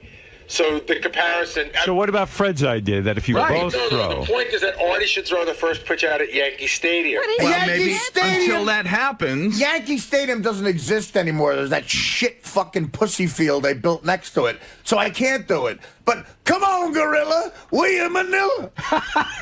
Come on, Gorilla. This is the thriller. Dude. Gary. Fred's point. That isn't a bad way to redeem yourself. It's a good way to settle the argument. If you can, I mean, here's the deal. You and Uncle Tom, you ain't shit. I understand there's a lot of pressure. When the show's over, then I'll talk. It's over, Gary. Go ahead. It should have been over a week ago. Believe me, it's over. It's over. I'll be working construction in 2 weeks. Go fuck yourself. Gary. Oh, you think they'll have your back? Oh, yeah, they will. But I'll still be able to throw like a dude. Oh. You're working construction. We need you to swing a hammer so you can hit an umpire by mistake. Bring your 𝗦𝗵cie CD with you, douchebag. And I'll show them your picture. Oh, God. All right, Come on, Gorilla. The point is, if I were going to do this again and I were going to redeem myself, I'd do it in a place by myself, like, you know, that means something. But wouldn't that prove that you have the same ability as Artie? I mean, I understand why you say. I can go throw a pitch and anywhere. I don't need to do it with Artie. But that's a quick way to kind of shut him up a little bit. If you pitch a strike too. Shut me up. Whatever. Listen, Gary, what about this? The Trenton Thunder game, it's not me, it's you versus Valerie Bertinelli. All right. Well, there you go. Gary's not interested in pitching. I think that would solve the problem because I understand the pressure that he had at Shea Stadium, and I love Citi Field or whatever the fuck it is. Shea Stadium. I'm not in a contest with Artie, nor am I tied to Artie. So if I do this, I'll do it on my own. I don't need. But you're knocking his. But you're knocking his thing. It's like so now you can prove that you're as good as him. Whatever. All right. It's enough of that. The man has a piece of wood in his penis. Wow. Yeah, that's true. You know what? I'm so uncomfortable today. It's the worst fucking day ever. Really? What's going on? You know what? It doesn't hurt anymore, but I'm telling you, what time is it? 7:15? I've already peed 6 times. It's time to talk about your gay pitch. Gary. Oh, man. Let me get off the gay pitch for a second, okay? Gary. Yeah. So you went and you had this procedure. Right. They got rid of your kidney stone. Right. They put, and after the procedure, they put a piece of. It's a stent. It's a stent. It's plastic up your penis so that you'll keep the opening from Right. getting. And it's been uncomfortable. I've almost. Well. Why are you peeing so much? Are you drinking a lot of water? Well, have to drink a lot of water, but I'm not peeing a lot. I'm just peeing often. You know what it is? The stent, the guy explained it. It sort of makes you feel like you want to go all the time. So there's an urgency feeling, but not necessarily you really have to. Like I got in the car this morning, and as I was walking down the block from the garage, I could barely get here. And then I've gone at least 6 times this morning. Wow. How much longer do you have to keep that thing in your penis? I'm taking it out a week from tomorrow. A week from tomorrow, you got to go through this? Yeah. Is it going to get any better or is it just going to be horrible? This is a little new territory for me. But did you ask your doctor? Are you going to be suffering like this for the entire week? I don't know. I'm going to call him today, or I'll email him today. Nobody gave me any indication that this would be going on. So when you say uncomfortable, it stings? No, the stinging seems to have gone away. I just feel like when you have to pee really bad? Yeah. It's constant. Like I already can get up again. I just came back while you were having this conversation, and I probably can get up and go again. You know, I was talking to my buddy Pat about these kidney stones, and he was saying to me, too, it's a matter of hydration. Do you drink a lot of water? All I drink is water. Really? I don't drink any soda. I stopped drinking iced tea. I drink water like crazy, Howard. But it took years to make this stone. He had really bad habits. Well, it's like an oyster. Oh. I've never been a soda drinker ever, and I've always been a big water drinker, so that's never been the issue. Wow. Well, all right. But it's the chocolate, the Tums, whatever else he was doing for years. I think the Tums did this guy in. Yeah. Yeah, Like, I mean, my grandfather used to eat Tums all the time, but he was eating so many Tums, and Tums is loaded, I think, with calcium. Yeah. I think calcium leads to these deposits. Well, the stones are made of calcium. That's what they're made of. Jeez, these stones sound scary, man. Like, even I've now changed my diet. That's And scary. you didn't have a problem. I don't have a problem. I'm so afraid of it. It is. It's a scary thing to get because sometimes, I don't know if it's true, but it could be hereditary. You just get them anyway. I don't. You might have a. No, Robin? No. No. It's not hereditary? No. All How right. could a stone be hereditary? But couldn't you Hey, have a you just- predisposition? All of a sudden, your grandfather put a stone in you? No. Western medicine doctor says that it can be hereditary. But Sure. Robin They knows say better. everything's hereditary. Heart disease, everything. You just made me feel. Disease is hereditary. No, it's if you have not. a bad heart. What? Cholesterol's hereditary, Robin. No, No. you have to eat that. What you're missing is that, don't you agree that there are people with family histories? That's right. They could have a proclivity, but they have to eat and live the way that That's right. it would make that thing evidence in their lives. Like I haven't eaten with my family since I was 20 years old. if your father and your grandfather all had this condition of kidney stones, you would have to be extra careful. It's like women who have breast cancer in their family have to be extra careful and extra diligent about checking their breasts, getting mammograms, because chances are they might get it. Explain a guy who's never smoked and gets lung cancer. Like, nothing's There are hereditary. environmental conditions too that can cause that. Again, you might have a propensity for something. Right. Doesn't mean you're going to get it just because of that. It means if you contribute to it by living the same way as the other people who got it, you will too. But you could get it anyway, even if you don't live that way. No, nobody's getting anything anyway. We're living in a stress-filled society, bombarded with pollution, Artie. All right. Did your dad have kidney stones? Oh, but my mom had them forever. She did? Yeah, constantly. So that's where he gets it. She's in and out all the time. With kidney stones? Yeah. So there you go. He's got it in his family history. And then on top of that, he's eating crappy. He has a very bad diet. Does your mom have a bad diet? I don't know. I mean, now she does. You don't know. Now she does. Now you don't know what she eats. And I want to say to everyone who called the wrap-up show yesterday, too, I have something that's hereditary in my family. Being really loud and interrupting great... This is the best of the wrap-up show. A recap and behind-the-scenes look with John High and Gary 𝗏𝗏. The best of the wrap-up show begins now. Hi, on Monday's wrap-up show, we talked more about The Godfather, and I did more Godfather lines, and it was fascinating.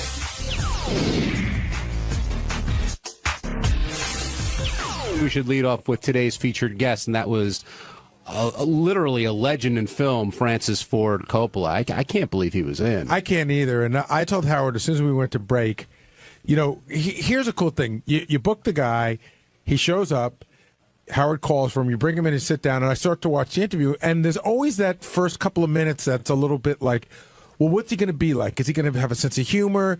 Is Howard going to really be able to talk to him? Or are we going to have to cut the interview short because he just sucks? And he sat down and he made like a goofy joke about his nephew, and I wasn't sure it was going to go. And then I looked at my watch. It was 8:30. It was a full hour later. And I was like, I can't believe our new good friend has to leave. Like, it really felt, they really just settled into that interview well. You know, because Francis Ford doesn't know Howard from a hole in the wall either. And they just settled in, and by 20 to 8, it was kicking ass. And I really was, as a fan of The Godfather and a fan of Francis Ford Coppola, I thought it was an amazing interview. Yeah, Artie, I don't know if it's a dream come true or not, but being able to do that, him picking the scene for you to do. Well, listen, when he came in, I had a scene prepared in my head, you know, in case Howard went to me. You know, which scene? The scene I started to do, like, I do it sometimes on the show when Tattaglia goes, but I must have strict assurance from Corleone. As time goes by and his position becomes stronger, how do I know he won't attempt any individual vendetta? I had that whole scene prepared, but then was it Howard's idea to pick a scene? It was Howard's idea. Howard said, Francis, would you please pick a scene? Pick a scene. So then I was shitting my pants a little bit because, you know, that scene he asked me to do, I know by heart, of course, and I did it well. But if you notice in the middle of it, he laughs because I missed the most important part that I went back to. Right, but the other thing that visually that was interesting to watch, and I don't even know if you could see, he sat there listening to you with his arms folded, and then he probably thought, oh, I got to sit through one of these things again. And then as you got into your rhythm and you got everything correct, he started to nod, and then you nodded again, and then he had a big smile. Yeah, well, I think, you know, he sees people appreciate his work, and everyone appreciates that movie. But that's what it's like auditioning. I've auditioned for Milo. It is like in other words, if the writer-director's in the room, okay, I auditioned for Milos Forman once. I don't know if I ever told this on the show. For what movie? For Man on the Moon, the Andy Kaufman movie. Right, so it was between me and Paul Giamatti for the part of Bob Zamuda. All right, so this is Milos Forman, who directed Hair, directed Cuckoo's Nest. Cuckoo's Nest, yeah, major director. Okay, and there's Hair, Cuckoo's Nest, and People versus Larry Flint, and Man on the Moon. Big director. Big director. So it's one of the funniest things ever. I auditioned for this enormous, it was when I was on the Norm Show. I auditioned for this insanely important casting director, Francine Maisler, for Columbia, out in L.A., and I did well, and I got a call back from my agent and she said, Francine's going to have you meet Milos. So, but you got to go to New York. So on a week off, I go to New York, and he lived in a beautiful part of New York with a view of the park. That's all I'll say. And I had my buddy who knows how to use a computer look up some info, because sometimes he had helped write the script, and sometimes they like to bullshit with you, have small talk first to get to know you. So I wanted to know a little bit about him. And it's an amazing story. At 10 years old, his parents were killed in Auschwitz. He escapes somehow, gets to America, had nothing, and now I'm going to see him. He's got 2 Oscars and looking at Central Park. It's just like an amazing American story. So, you know who Bob Zamuda was? Andy Kaufman did a character named Tony Clifton. That was his alter ego. And Bob Zamuda would play him and heckle Andy Kaufman from the stage. People would probably know Bob Zamuda best because he's the guy that put together Comic Relief, and he's out doing that a lot. So that's how you would know him. Exactly. Zamuda was in the comedy community because of that. So Tony Clifton character, Zamuda would get in the makeup and as Tony Clifton heckle Andy Kaufman at comedy clubs, not even for cameras sometimes, just to fuck with people. And so he smoked all the time, Tony Clifton. He talked like a real jerk-off from Jersey, you know. So I'm thinking, is Milos Forman going to let me smoke in his apartment? Because I wanted to smoke the cigarette for the audition. I walk in, it's one of those New York apartments where the elevator opens into the apartment. Right. Okay? I walk in, and it looked like the Copacabana in 1962. There was so much Cuban cigar smoke all over the place. I'm like, well, he's going to let me smoke. And this hot, like, Eastern European chick says, Milos is waiting for you, you know. And she walks me over to him, and he's got a huge Cuban cigar, in back of him in Central Park. He's sitting on his couch. His hot broad sits me down, and I said, Milos, you're doing all right for yourself. And he goes, I am not complaining. And, so the funny part is, I'm sorry to be long-winded about this, but it reminded me of this. He also wrote the script, and he's this legendary director, and that's kind of what it's like. You don't want to insult their words, but you want to put your own interpretation on it. And I had gotten one actor, and Paul Giamatti's the other guy, and of course he got it. It's a surprise ending. But he goes, fuck the script. We're just going to, I'll do Andy Kaufman stand-up, and you heckle me as Tony Clifton. Fuck the script. I go, okay, fine, Milos, let's do it. So I'll do it. Now, Andy Kaufman used to do a great bit in the Lotka voice. He would say, first I do for you the impression. This is Archie Bunker. Eat it, you dingbat. In the same voice, he would just say, eat it, you dingbat. So Milos goes, okay, I'll do this stand-up back then. You just come in and heckle me any fucking time you want. Someone told me you do stand-up. I go, yeah, so you deal with hecklers. I go, yeah, so just heckle me like the worst fucking heckler you ever. So he starts doing Andy Kaufman stand-up. He goes, first I do for you the impression. This is Andy Bunker. Eat it, you dingbat. And he goes, heckle me. And I go, you fucking suck it off the stage. You fucking blow. And I just scream at him, and he goes, I believe everything you are saying. You are very real. He goes, I'll let you know. And he hugged me, and I laughed. But doing that scene for Coppola, the most important part of the scene is when he says, tell me who it was, Bozzini or Tattaglia, because Michael's not sure. Right, that's a huge reveal. He's not sure that he thinks Carlo did it. He's 99% sure. So if Carlo says, look, one of these guys approached me, then he knows he did it. So now he knows he can have him killed because he's about to kill his nephew's fucking father, and when he says Bozzini, that's when he has him off. And I forgot that part, and that's why Coppola laughed, But that was I said it on the show. It was like singing Born to Run for Springsteen, It was just amazing. And you could tell Coppola was paying attention because he corrected you you missed one word in the beginning. Right, yeah. No, I said, well, Sonny, I'm sorry to be so long-winded about this, but... Pacino walks in, and fucking Carlo knows he's in trouble, and he gets up and he goes, Mike, I swear on the kids I'm innocent. He goes, sit down. And he goes, I said you have to pay for Santino. And he goes, answer for Santino. Which, hey, I would have done the same fucking thing. If somebody fucked up a beer league scene, I'd correct. Let's go to the phones. Anthony in Brooklyn, welcome to the wrap-up show. Were you nervous at all, Artie, as far as reciting the lines from Coppola? Well, is that why you messed up a little bit? Yeah, dude. I was unbelievably nervous. Like when Howard, that's where Howard fools you sometimes. When Howard said pick a scene, the Coppola, I know the movie by heart, but you know. But like you throwing out the first bit, you can choke a little bit. Because, I'm saying, in a way, I agree with what Gary's pain was. It's you can throw a ball, but then you get in front of someone. And look, I did the scene well, but I fucked up the most important part. Did Howard give you any indication that he might call on you for that? No. But in your mind, you think, hey, he might. Of course, I was ready for. I mean, look, I do it a lot on the show, so. But I mean, look, a lot of the fans that called up about me interrupting, they had good points. A lot of those guys, and I laid back a little bit. And Howard did a great interview, and then he went to me. So that's what the show is, Oh, hello. I'm Will, and on Tuesday's wrap-up show, we talked about Guess the Tranny. A great game we played where you had to pick out a tranny, and believe me, it wasn't as easy as you'd think. Trannies are very difficult to spot. We also talked about whether or not a tranny should have to tell somebody or reveal that they are in fact a tranny before they go down on them. My personal vote is yes. Some of the guys here got very confused from this segment.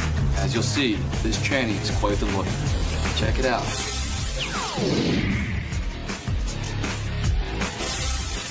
Let's talk about the big contest today, and that was Guess the Tranny. And, Will, where did these ladies, or whatever you want to call one of them, where did they come from? Well, the tranny came from, Janine was in earlier this month talking about her website and that she actually did a scene with Vanity, who was the tranny we used today. So Vanity wanted to come in and promote the scene and talk about, working with Janine. So we said, well, it's a perfect opportunity to Guess the Tranny. So then you have to go through finding girls that are willing to be in a tranny contest. You know what I mean? It's not the most nice thing to say to somebody. But the first girl was a porn star, so I just went through a bunch of pictures of porn stars. I was like, yeah, she looks kind of manly. She might fit the bill. And the second girl from the Penthouse Club was just really big. And she had this whole idea about wearing a wacky outfit. So I was like, all right, that might actually work. So it worked. I mean, you did a great job. It really worked well today. Like I said, the only reason why I didn't go with the porn star, because you're right. She had a certain look that might have gone that way. She was wearing pants, and I could see she wasn't packing. Right. It was tough. I mean, I told these girls, listen, cover your private areas, but I guess not everyone listens. That's why they're porn stars. And it was, I wouldn't say a split decision, but Robin and Fred both picked the wrong one. Is that surprising to you? No, because I was having my doubts. The thing that made me not pick the one that Howard and Robin picked was her voice was too girlish. Even though I saw she had the whole outfit on. I mean, there's three things you look for in a tranny, for real. It's the voice, the hands, and the Adam's apple. Oh, and a fourth, a cock. Yes. But it's the voice, the hands, and the Adam's apple. But the voice, and the other thing about the girl who really was beautiful, the girl that was, in fact, still had a penis, who really was beautiful. Like I said, I had only added to it. But I said I had a hunch, and Artie talked about it afterwards. He goes, there's just a feeling that you get. There's another thing, too.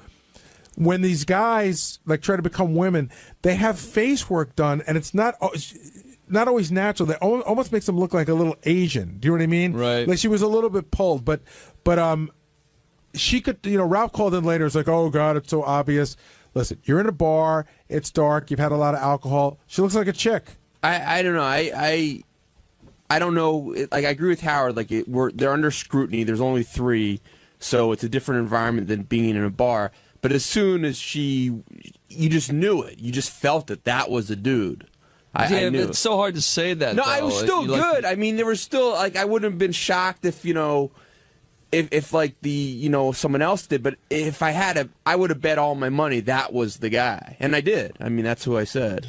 Now, I forgot what I was going to ask. Like I think you could make a mistake if you bring in 1,000 people and you say some of these are girls, some of these are guys. You'll pull out some of the girls, but all the guys you'll get right. Now, Vanity was the tranny, or is the tranny, but Vanity talked about the right time to reveal that she's a tranny, and that set off a bunch of issues. I mean, you wait for the first date to see how it goes before, oh, by the way. Well, she talked about when she was younger, in her younger days, she might have taken a couple of dudes home and blown them without telling them what was going on. She realizes that was wrong. And so I said, like, hey, let's say I met you at the bar last night, and we're hitting it off, and I get your number. Like, at what point do you tell me that you're a dude? And she goes, oh, right away. And I thought right away, like, I would think if I call her to go out on a date, she should probably say, listen, there's something that you need to know. But she felt the right time was the first date itself. And I think that's also, she said some things on the air today as if they were, common practice that I just don't believe. Such as? That lots of straight guys, when they find out who she is, they don't care. I just don't believe that. I think a straight guy is a straight guy, and he's going to go, I'm sorry, you have a penis, I'm going to leave now. But she made it, I think her feeling is to get you to the first date and tell you right away, and then you can make the choice. But I think that that's not even fair. And a lot of people have revelations on the first date, but it's like when I was 9, I was arrested for shoplifting. Or, Yeah, what do you think about the timing of all that, Will? I don't know. I mean, obviously it's a difficult thing to bring up. Yeah, you got to let them know right away, I would assume. But even that's an awkward conversation to have someone you don't really know that well either, I mean, you don't want to tell everything to somebody. Well, this is the kind of thing that you have to tell. You do, but I don't know. I guess her feeling is if you get to know her a little bit, and you'll be maybe you're into it. Well, maybe you're into her a little more. She'll be so funny. She'll be so charming. Here's a question: you have herpes, right? It's just for argument's sake, right. You have herpes. That's a good example. Now I can understand going through the first date, but I would think that minimally 3 dates is the minimum before you have to bring that in. Don't you agree? Like, in other words, you can't. Like, some people go, "Well, I wait till it's time to have sex." I think that's already too late. Don't you? Yeah, exactly. But I also think it's one of those things you wouldn't bring up the moment you meet somebody. Right, but this is a lot different. Well, I might still have sex with a girl who has herpes. I'm not having sex with a man. What if it was full-blown AIDS? You got to tell them right off the bat? Or... Again, I think that something like that, which is a life-changing thing, whether it's herpes or full-blown AIDS, it's something that you got to tell somebody within the first... By the end of the first night. I always feel so bad for people that, what's it called when you have like a colostomy? Bag? Yeah, colostomy bag. Like, it's hard enough, meeting someone you like, but like, how do you bring that up? Wasn't there like a dating site for people that have colostomy? Oh, bags? there was. Yeah. Benjy, what's because I know that you have no problem leaving in the middle of a first date. What is something that has sent you away? I don't like you.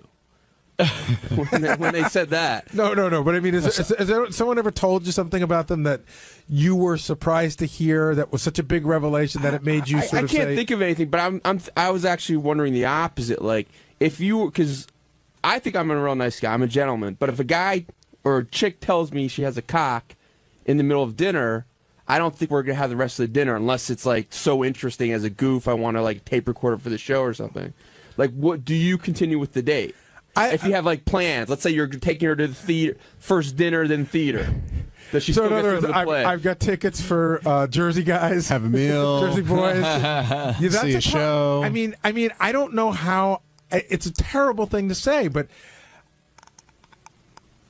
I'm supposed to sit through the theater and pretend that this is. Why is it a terrible thing to say? Because it's mean, but they should have told you in the first place. I don't like that you have a cock. Now, I know a lot of listeners are probably thinking, come on, guys, it's so obvious, but it was not obvious. It was anything but obvious when you see this tranny. I mean, the pictures up are on howardstern.com, and I know it'll be on Howard TV tomorrow, but it's not such an easy thing, and I know some guys have been caught in strange positions, whether it's a club, you're a little drunk, and you find out... What are you saying, John? I'm just saying, I know, I've heard stories. We were talking about it during the break today. 𝗻𝗵ci's first time ever on the air with us, which I didn't realize because I brought up this thing. There's a really well-known restaurant in Manhattan. I don't know if they're still there. Yeah. It's called Lucky Chang's, and what they're known for is they get the hottest transvestites that there are. They really look like women. So I guess the first year that E did their Christmas party, they did it there, and everybody except 𝗻𝗵ci knew that they were dudes. So I guess this chick was sitting on his lap, and he was kissing her on the cheek, and but what was so great about it was the next day, 𝗻𝗵ci, they broke it to him. They were all still drunk for the party. They stayed up till like 3 a.m. I think they all stayed in the city. They were all still drunk, and 𝗻𝗵ci goes, "I'm telling you right now, I don't give a shit what you say. That was not a dude." Well, you can't fool 𝗻𝗵ci. Well, I talked about it on there. It almost happened to me once, and that's why I'm so paranoid about it now. This was like about 12 years ago, before I worked on the show. It was when phone lines used to be big to hook up with chicks and everything. And this was late at night, and I didn't have my contacts in. I don't know if that made a difference. And she was saying like she had a real dark room, and that she lived with her parents. We had to be really quiet. And I got in there, and we start talking. We're sitting on her bed, and then all of a sudden I realized, oh my fucking God, this is a guy. How did you realize it? It just all of a sudden it hit me. We hadn't kissed. We hadn't done anything. Was it a guy dressed as a chick, or was it just a guy? No. It was a guy. It was some sort of transsexual or something like that. And they didn't feel it was the right time to let you know. It was so I was so freaked out because she was like, the setup before I came over was like, well, you can't leave till like 9 o'clock because that's like my parents are leaving and everything. And she didn't want her parents to know that she had snuck someone in her room, and she was of age and everything. She was like in her 20s or something like that. Teenage tranny.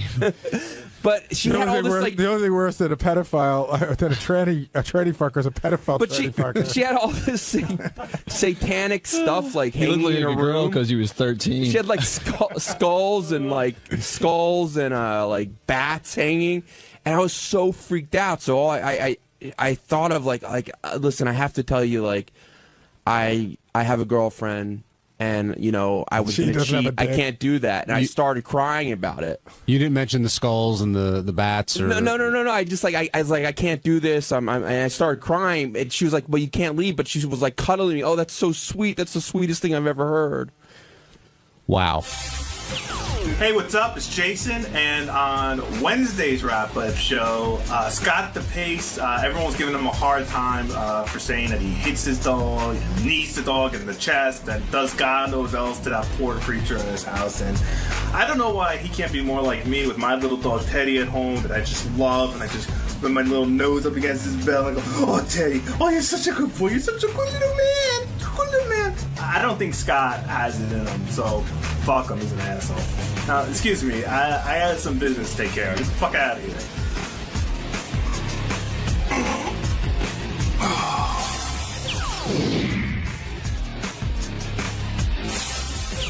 Scott, you were in there today because Sam Simon sat in. Actually, Sam was on for practically the whole show, but one of the things that came up was the way you discipline your dog. And before you say anything, Gary, did you expect Sam to confront Scott in some manner today? I mean, other than likening him to Hitler, he really didn't, get in his face too much. Yeah, but that's not Sam's thing. Sam sort of voiced his opinion. He said, Scott goes, I could do anything I want. And Sam's like, no, you can't do anything you want with a dog. I think there are people who think they could do anything they want with an animal. But who is Sam to tell me how to raise my dog? Well, what is he, the expert? I mean, he owns a foundation. So what? That tells people how to train dogs. I've probably had 5, 6 dogs growing up. All of them were great dogs. So I think my way is proven and it works. But you can hit your kid, and that's proven, and it's not against the law. I can't tell you not to hit your kid, but I think it's wrong. Right. Well, I don't think you should even tell me that it's wrong. I think it's weird if you hit your kid in the back of the head every time he says something you don't like. Well, I wouldn't hit him in the back of the head. And a kid, and you're equating a kid with an animal, a dog. There is an intelligence difference there. Right, but just because somebody's less intelligent means you can physically abuse them? If that's what works. You got to listen back to this someday. No, I don't. If I have a dog and I sit there and keep trying to have conversations with it and it doesn't work, well, then why would I keep doing it? Would you ever take a retarded guy and tell him he's on the moon? We're saying there's alternative ways to train an animal besides hitting them. But why do I need an alternative if my way works? Because some folks see it as maybe not the most humane way. Howard's way. Well, how about Howard's way, where he goes, no. Maybe I think that's cruel. He's yelling at the dog, basically. Maybe the dog's feelings are going to get hurt. But you can't make the comparison. It's not a physical. You're not physically abusing a dog. Who are you to say? You're not a dog, so you don't know. Maybe that hurts them more. Thank you for pointing that out, Scott. Monkey. At least Sam's a vegan. This has come up recently. Sam's a vegan, so at least he puts his money where his mouth is and everything. But I do think there's a little bit of hypocrisy about people that eat mammals that yell at Scott for, like, spanking his dog. I mean, it'd like be Howard. Yeah, I understand what you're saying. Yeah, like anyone. Like it'd be like Jeffrey Dahmer yelling at people for spanking their kids. It's not like that. Yeah, it is. Why, Gary? Because people eat meat, and you can still eat meat and still have a pet, and a pet is not meant to be eaten. So you're going to treat a pet a different way. But by our cultural standards, I mean, people eat dogs in China, don't they? Right. I don't know. That's what they say. Yeah. Okay.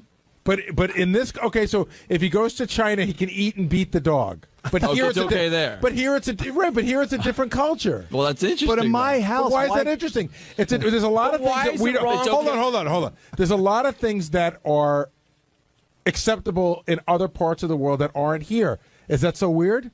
I just think it's a whole I mean, listen, if I lived in the Middle East, I could sell my daughter when she's 12. We talk about the whole Michael Vick incident and all that, and everyone wants him to, pretty much go to hell and just die. And yet they play football with something made out of a pig. Yeah. I mean, the whole thing's ridiculous. A pig's way smarter than a friggin' dog, too, by the way. I don't know what road we're going down here, but I mean, you're not torturing a pig standard for animals. I feel it's horrible to be mean to animals. Yeah, I agree with that. But I mean, like like eating them is. I think most dogs would rather be spanked occasionally rather than eaten. Well, I have a question for Scott. You said that Sam has no, who is he to tell you? Why is he more of an expert? Because you know your dog, you've trained it, etc. Right. Is there anybody you would listen to? No, not really. Yeah, exactly. For not just dog advice, but just for being honest. No, I mean, listen, if there was some guy who swore that I've got the secret and it works every time, maybe I'd let him do it, and if it totally worked, then that would change my opinion. But I have something that works. It's like I've ridden a bike, and I know how to do it now. So why would I change? It doesn't make sense. And you don't find because every bicycle isn't the same. No, I certainly would not change because it somehow... You can't compare a bike to an animal. I certainly wouldn't change because somehow it offends you. That's really what this comes down to. You guys are saying, whoa, that's terrible. I don't see it as terrible. I don't think the dog sees it as terrible. The dog loves me. This morning came up on my lap and rolled over. I could fucking take pictures of you and have you arrested if I wanted to be a douchebag. I really could. You hitting your dog, call animal control, they'd arrest you. Well, seriously. bring it on. What? No, I'm just There's saying. no way. I'm saying that there is no way. Wait, Gary, you can get arrested for hitting your dog with a newspaper? Well, I don't know about a newspaper. You could get, I could say he's been beating his dog. First of all, wait. I've never used the newspaper. That does seem a little odd. I use my hand. What's been a newspaper is softer than a hand. Why is a newspaper odd? That's your personal opinion. Yeah, no, that's right. So could you call the cops if I got in a fight with my brother? Like if we got in a fist fight with my brother, would that be? No, because your brother can defend himself. Right. Huh? So can the dog. A dog could bite. Okay. Right? So no? you don't find what you do to be cruel. You just find Not it's at all. It's the way that you need to discipline the dog stops doing what she was doing. She turns at me, looks, and then that's it. It's over, and she's learned. Now she does not go up on the table and eat the food. So thank you. Let's say two things. First of all, Scott, that analogy between you eat food and you have a pet, here's the difference. You invite that pet into your house. You choose that dog out of all the dogs in the world, and you say, I'm going to give you a home and care for you and feed you. Now you have a responsibility. It's like having a child. You can't say, oh, I eat meat so I can treat my dog however I want to. That's not what he's saying, but isn't it a little hypocritical for you? No, it's sort of exactly you what guys he's that saying. eat meat? Yeah, isn't it still two wrongs? No. So it's wrong for him to spank his dog, but it's not wrong for you to eat an animal of equal intelligence? First of all, we didn't invite that animal into our home to be a pet. I didn't point to a cow and say, hey, I'm going to take care of you for the rest of your life and protect you. So it's why? just your animal. Yeah, that's right. You're responsible for your animal. So it's not all animals, just your personal animal. You don't care what happens to other people's dogs, just your Scott dog. enjoyed going out hitting other dogs. Would you have a problem with it? Yeah. Why? You didn't invite that dog to Yeah, your he didn't give the dog a miss. Benjy and Will, if you're going to equate eating Will, did you meat get that was killed at a for my butcher blog? I wrote that 2 months ago. to hitting a dog, I mean, you guys are really stretching to make a point. If you can't see the difference between we lock people up in jail, should we lock everybody up in jail? I mean, it's just ridiculous. Well, they do a crime. That's why we do it after they do a crime. Scott did a crime. He jumped on the table. The other thing we learned, that's the point. The other thing we learned from Scott is that confused by that's this why I argument. also Hold on. the other thing we learned from Scott is really how stupid he is. Because look at the rigid thinking. I found a way that works, and I don't care what new information is brought to light, what experts chime in on it, what works for other people or not. I found the way that works, and regardless of any new information, I am just going to go stick with what I know, despite anything else. And that, to me, is such a sad way to live your life. Why? Listen, asshole. Why would I waste my time doing a whole new way to do something and go, no, like Howard said? What if it doesn't work and I've just wasted my time? I have a process that works. Having said that, why would you pick up a cell phone? The old rotary phone still works. Why take a golf why lesson? would you move ahead? Why would you go through Because progress? Why do you beat your dog with the old-fashioned phone, not a cell phone? Let him answer the question. That's called progress. Growing, learning. No. But there was no problem with the old way. The old way with a rotary phone was a pain in the ass. Doing that thing with your finger, it would hurt the whole time. Jason, there are studies that prove that obesity will kill you at this point. Then why don't you change your lifestyle? I should, but at least I'm only affecting me. I'm not shoving food down somebody else's face. Well, I'm only affecting my dog. What do you mean? You're affecting our healthcare costs. You're affecting my room, my comfortability on a plane. I don't sit next to you. Yeah, but you can go down there. Listen, we have to look at you. I don't know where this is going. I know it's gone to a weird place. Will, you have cancer. Why don't you stop drinking and fucking doing drugs and shit? John Hein is now going. Hold on, guys. I don't. John Hein is now going to get the fishing pole and reel it in. I'm going to try. So, Scott, your philosophy in general, and tell me if you think I'm wrong, is basically if it ain't broke, don't fix it. This works for me, and There may be other ways to do it, but my way works, and I'm going to stick to it. It's quite offensive that everyone else has these opinions that I'm somehow. It makes me want to beat her more. Really? Would you not have opinions if somebody was beating her kid? I got a question. Why do I need the video caddy? My swing works fine, and it's been working fine for years. Why do I need that? That's a fair question. I can prove to you the video caddy makes it easy to record your swing. That's what you said. And through video analysis, your swing is going to be a lot better. That's There's not a lot true. of That's pros what- use video analysis. I don't believe you, and I think A what lot you're of saying pros? is stupid. I thought you said you don't listen to pros. And look at how bad. What? You just said you wouldn't listen to an expert's advice on how to. That's on how to exactly train a right. dog. No, if Yes, you did. if there's proven success, I see these guys on But there television. is proven success. You can get a There dog is to. not. I have proven success. You can get a That's the dog to difference. obey without hitting him, Listen, without punching him in the if snout. I was a pro on my own and never used video analysis, then this argument would hold up. But that's not true, right? I'm not a pro. Thank you. Can you really trust the confession your dog is giving if you're torturing him? I had a dog. Wait, here, let me tell you one more. A neighbor of mine just told me a new trick for if your dog keeps jumping up on you, which our dog does. Shoot him So with what a you BB said, gun. Grab the paws and then you sort of knee him. Oh right in the chest. Knee him in the chest? And it only takes once, and they'll never do it again. So I'm tempted to try that. Wait. Explain that one more time because everyone was talking over It's you. first of all, a lab's a big dog. So when they jump up on you, you grab their paws and then take your knee and just you knee them in the chest right there. Right, you get them in the Adam's apple till the wind is knocked out of them, and then when they pass out. And apparently, they'll never do it again. Are you guys arguing, Scott, about effectiveness or like cruelness? Both. Cruelness. It's both, but it's both. Hey, by the way, Jason, isn't your cat declawed? No, not at all.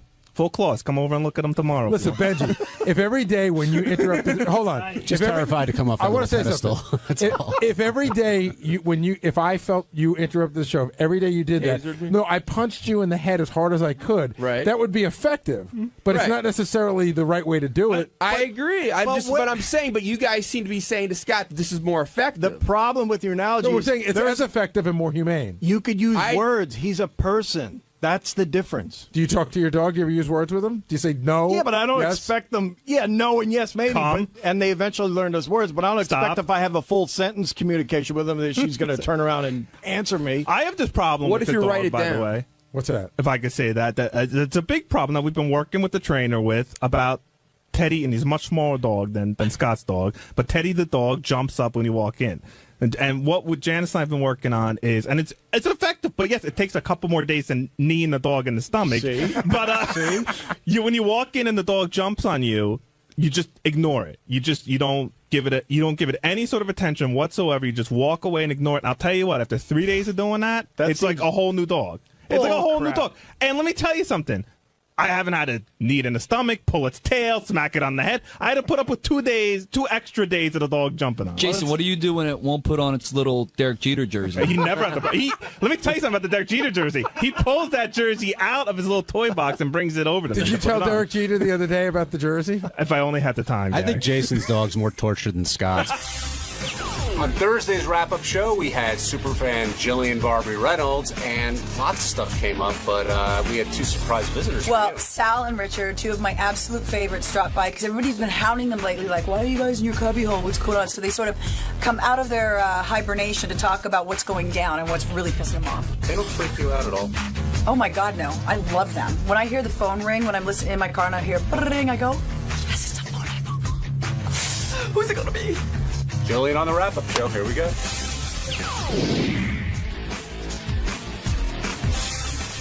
I want to bring something up because Jillian said, "Where's Sal?" And I said this to Jillian. I said, it's really weird. Sal's like hardly visible anymore around the office. Hardly comes on the air anymore.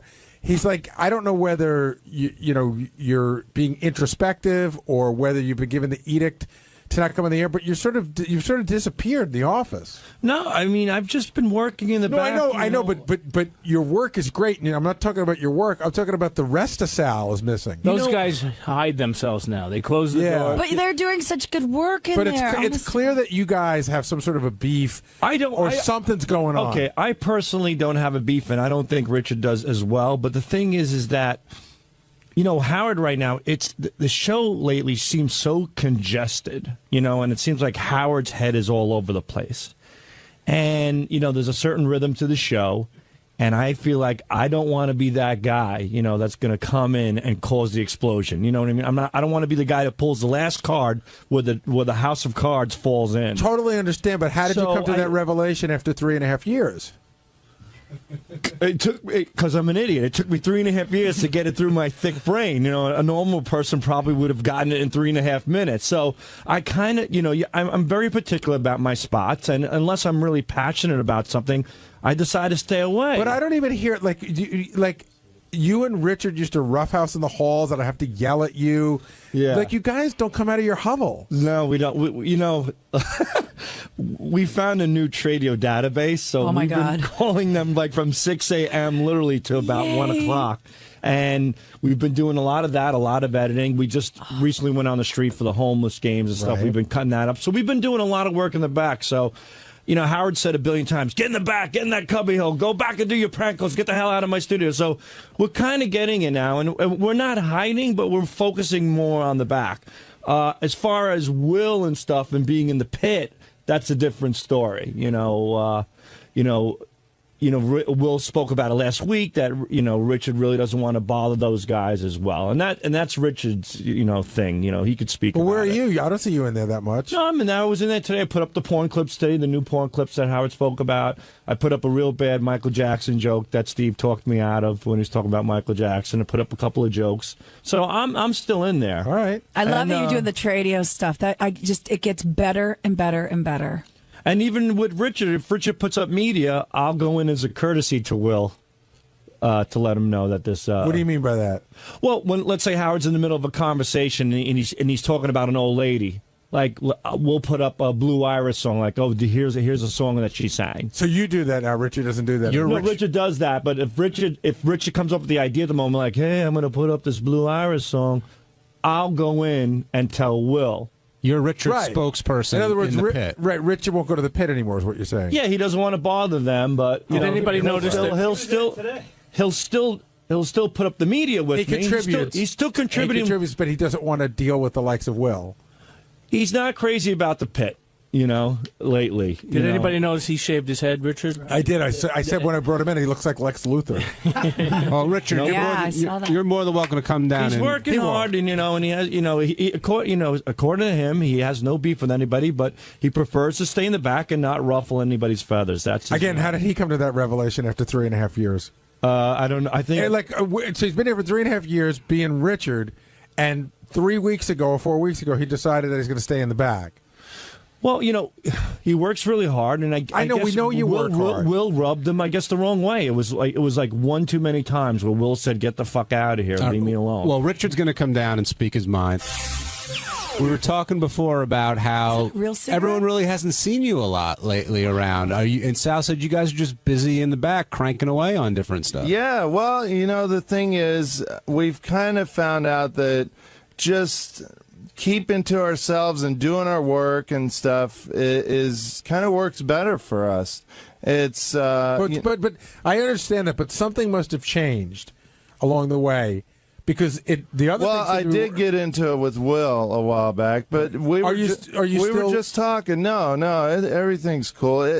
It takes me a while to get over when I get in an argument with somebody. He gets over stuff really quick, and I'm finally over it. Everything's cool, but sometimes me and Sal feel like we're kind of bothering people, and we don't want to get in the way. And like Howard always says, less is more. We want to stay back there, do our work.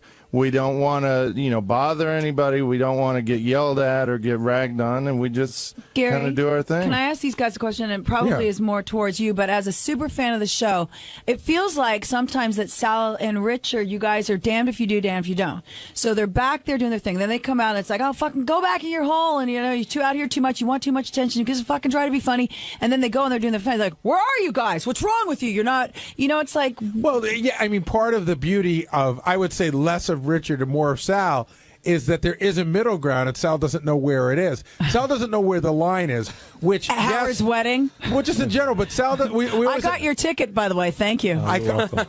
My nickname, I tell Sal this, I call him Sal No Governale. He has no governor on him. Great. And so but that's the beauty of Sal, that he doesn't know when enough is enough. Right. So, Richard, Sal's not your spokesperson in the back. He was saying you go and put something up, and he tells Will that you want to, instead of you doing that? For a while, it was like that. Yeah, after me and Will got into it, it was like because we got into it over, show stuff. Like I was calling in with drops while Sal was calling in with drops, and I guess it kind of confused Will, and he got angry about it. So I felt weird going in and putting stuff up. So I would just tell Sal, and Sal would go do it for a while. Yeah, we went through that. I think we have a pretty good system now. But what would happen is when we got here, they'd want to play stuff for me, and their stuff isn't 20 seconds long. And I would say, come back in a little while, and then they felt like I would forget that they were there, and they felt like they were getting blown off. And now what they do is they IM me when they have something, and then I listen to it. And then sometimes you'll IM me, did you get to that yet? Yes, I did. I gave it to Howard. But it is hard when the show's on live, and you're standing right over me, because I always feel like I have to listen. Shuli comes in every day to ask me whatever the question of the day is, and I'll say, give me 2 seconds, I got to hear how this plays out. And he's fine. He doesn't get insulted by it. But I felt like sometimes you guys did, and now I think we have the system down fine. Mm-hmm.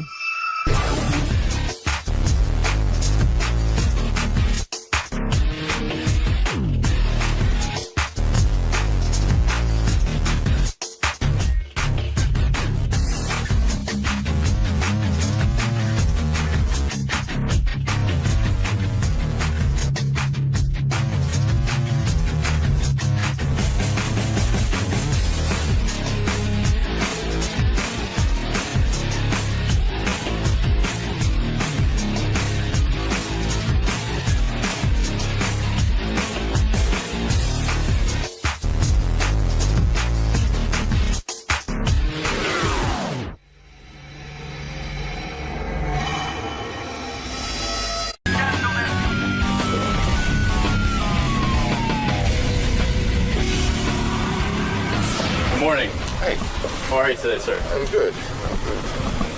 Good morning. You guys are always up early, huh? Yeah, we get things going right at the crack of dawn. So you're excited to talk to Howard today? Yeah, it'll be fun. This is your first time on the show, right? It is. Get ready, please.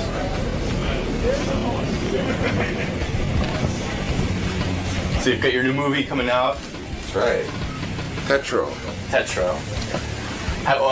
Where do you anticipate this interview going today, Mr. Coppola? I have no idea. I hope he has all those beautiful girls that he's always parading around. Yeah, that's what.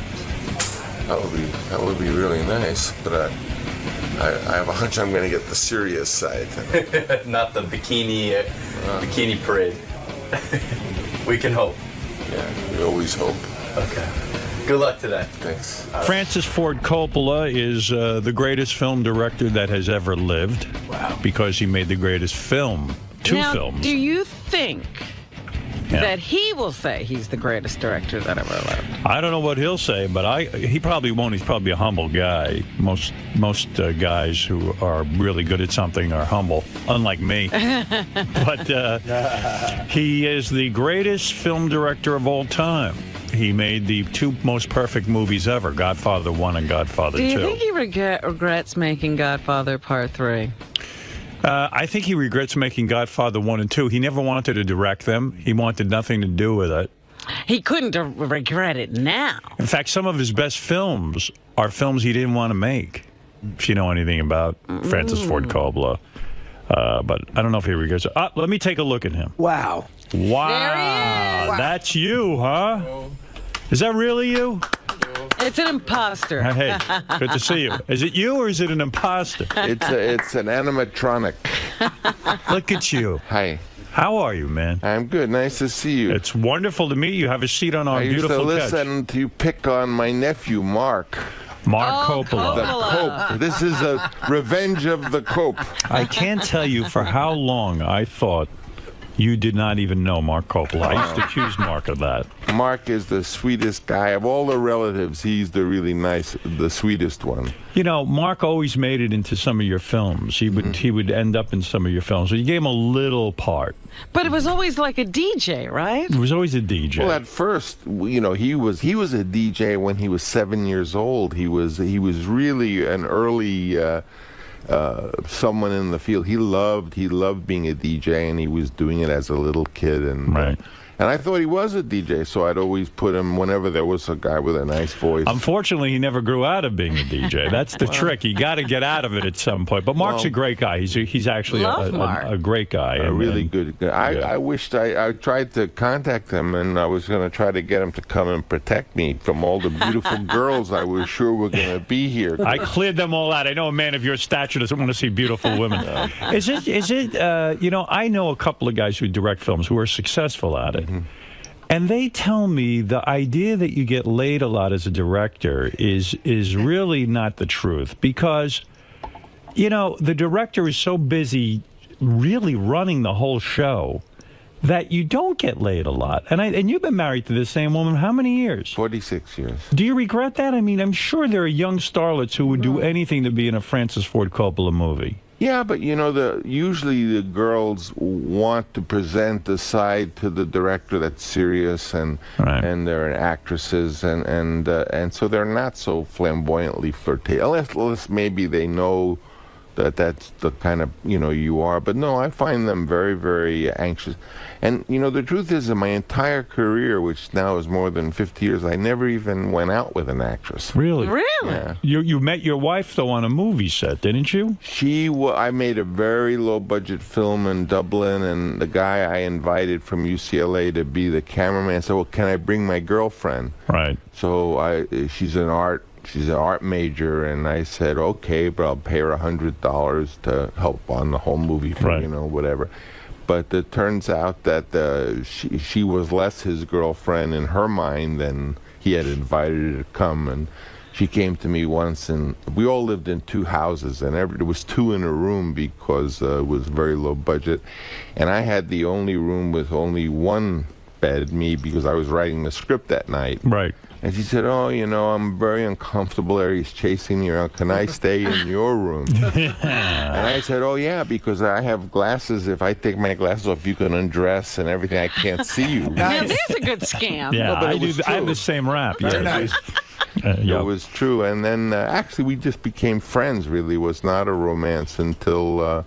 The idea that you walk around Hollywood and women unzip your fly and just start to suck on your penis is ridiculous. Absurd, yeah. Right.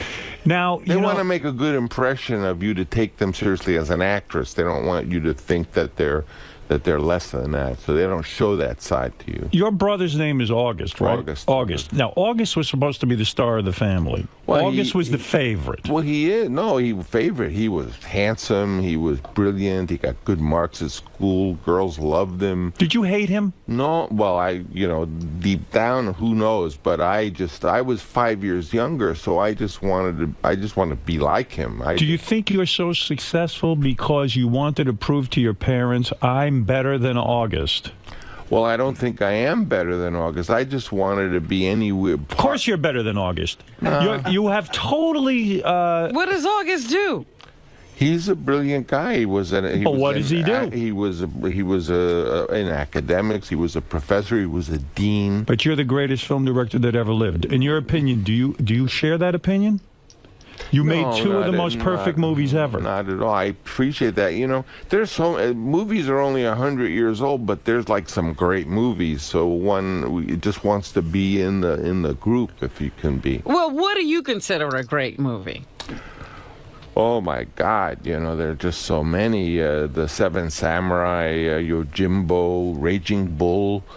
Did you ever see a movie recently that even measures up to any of your to any of your films?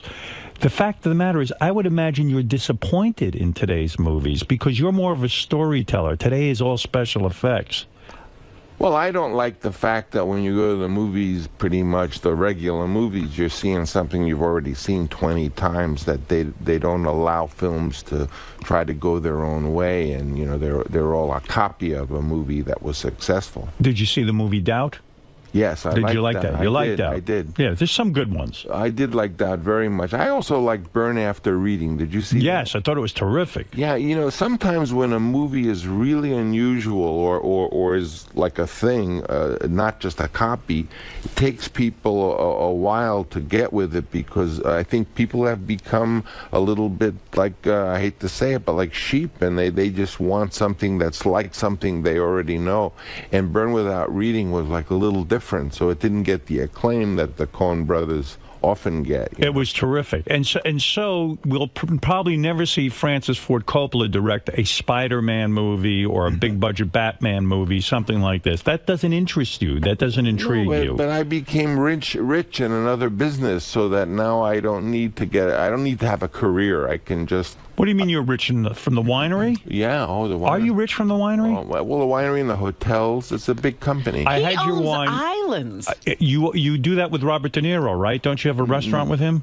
Yeah, but that one closed. But Robert definitely is like an entrepreneur, but no, mine, and the wine business took off about 16 years ago. It became really important in America when it hadn't been. I had never tried your wine till this weekend. You sent over some. It wasn't a super expensive wine, and it was delicious. Fantastic. I'm not saying it because you're here. I said it earlier before you got here. It's a good value. That one, I have two companies. One is a premium wine, which is like super expensive. And how expensive is a super premium wine? Our most expensive wine is $145 a bottle. All right, so that's expensive stuff. Yeah. And then you can go as low as $17 a bottle. No, we go even like to $8, $9. Our Rosso and Bianco is a really good value. My uncles, that's their favorite wine. And you've admitted in the past that that's the exact same stuff. You just put in a nicer bottle right now. Just kidding. Stop Of it. course, I'm making it. But why do you charge to get into the winery now? You used to just be able to. You can't get into the gift shop without paying for parking. No, not really. No, you don't pay for parking stuff. But what happened is that we made a... Firstly, this more pedigreed winery had been a great winery in America 120 years ago. Inglenook is the first one. And what happened is that it's so nice and such a fantastic park and everything that it was just a mob of people, just so many people as a public park coming in and bringing their kids, which I loved.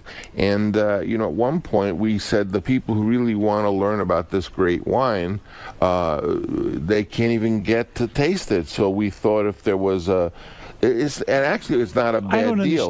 I don't understand something you're saying. Yeah. I have to interrupt you. Go ahead, please. You're telling me that you are wealthy from the wine business. I know you've gone in and out of bankruptcy because you finance your own films and stuff. You always are a player. Right. But you're telling me, you made more money in the winery than you have with your films? Every year.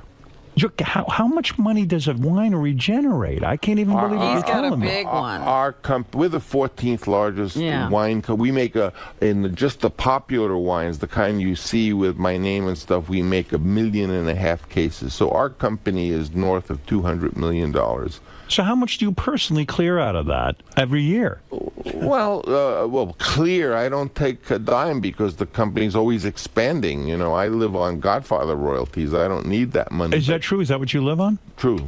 No kidding. True. But you don't own the Godfather. Those Paramount owns those. For sure. You own Apocalypse Now. That's right. We own that negative of that, so we also get some money from that. Right. So I get enough money to live and enjoy, life as good as you can have it from that. And the winery just gets to be a bigger and bigger and bigger and bigger company. Were you in a panic when you were bankrupted 3 times? I mean, the reason that happened is you put money into your own films, and if the film didn't do well financially, that's it. You were wiped out. At a time when interest was 27%, I owed the Chase Manhattan Bank $32 million when I was in my 30s. What possessed you to do that? Here you were, this huge, successful director.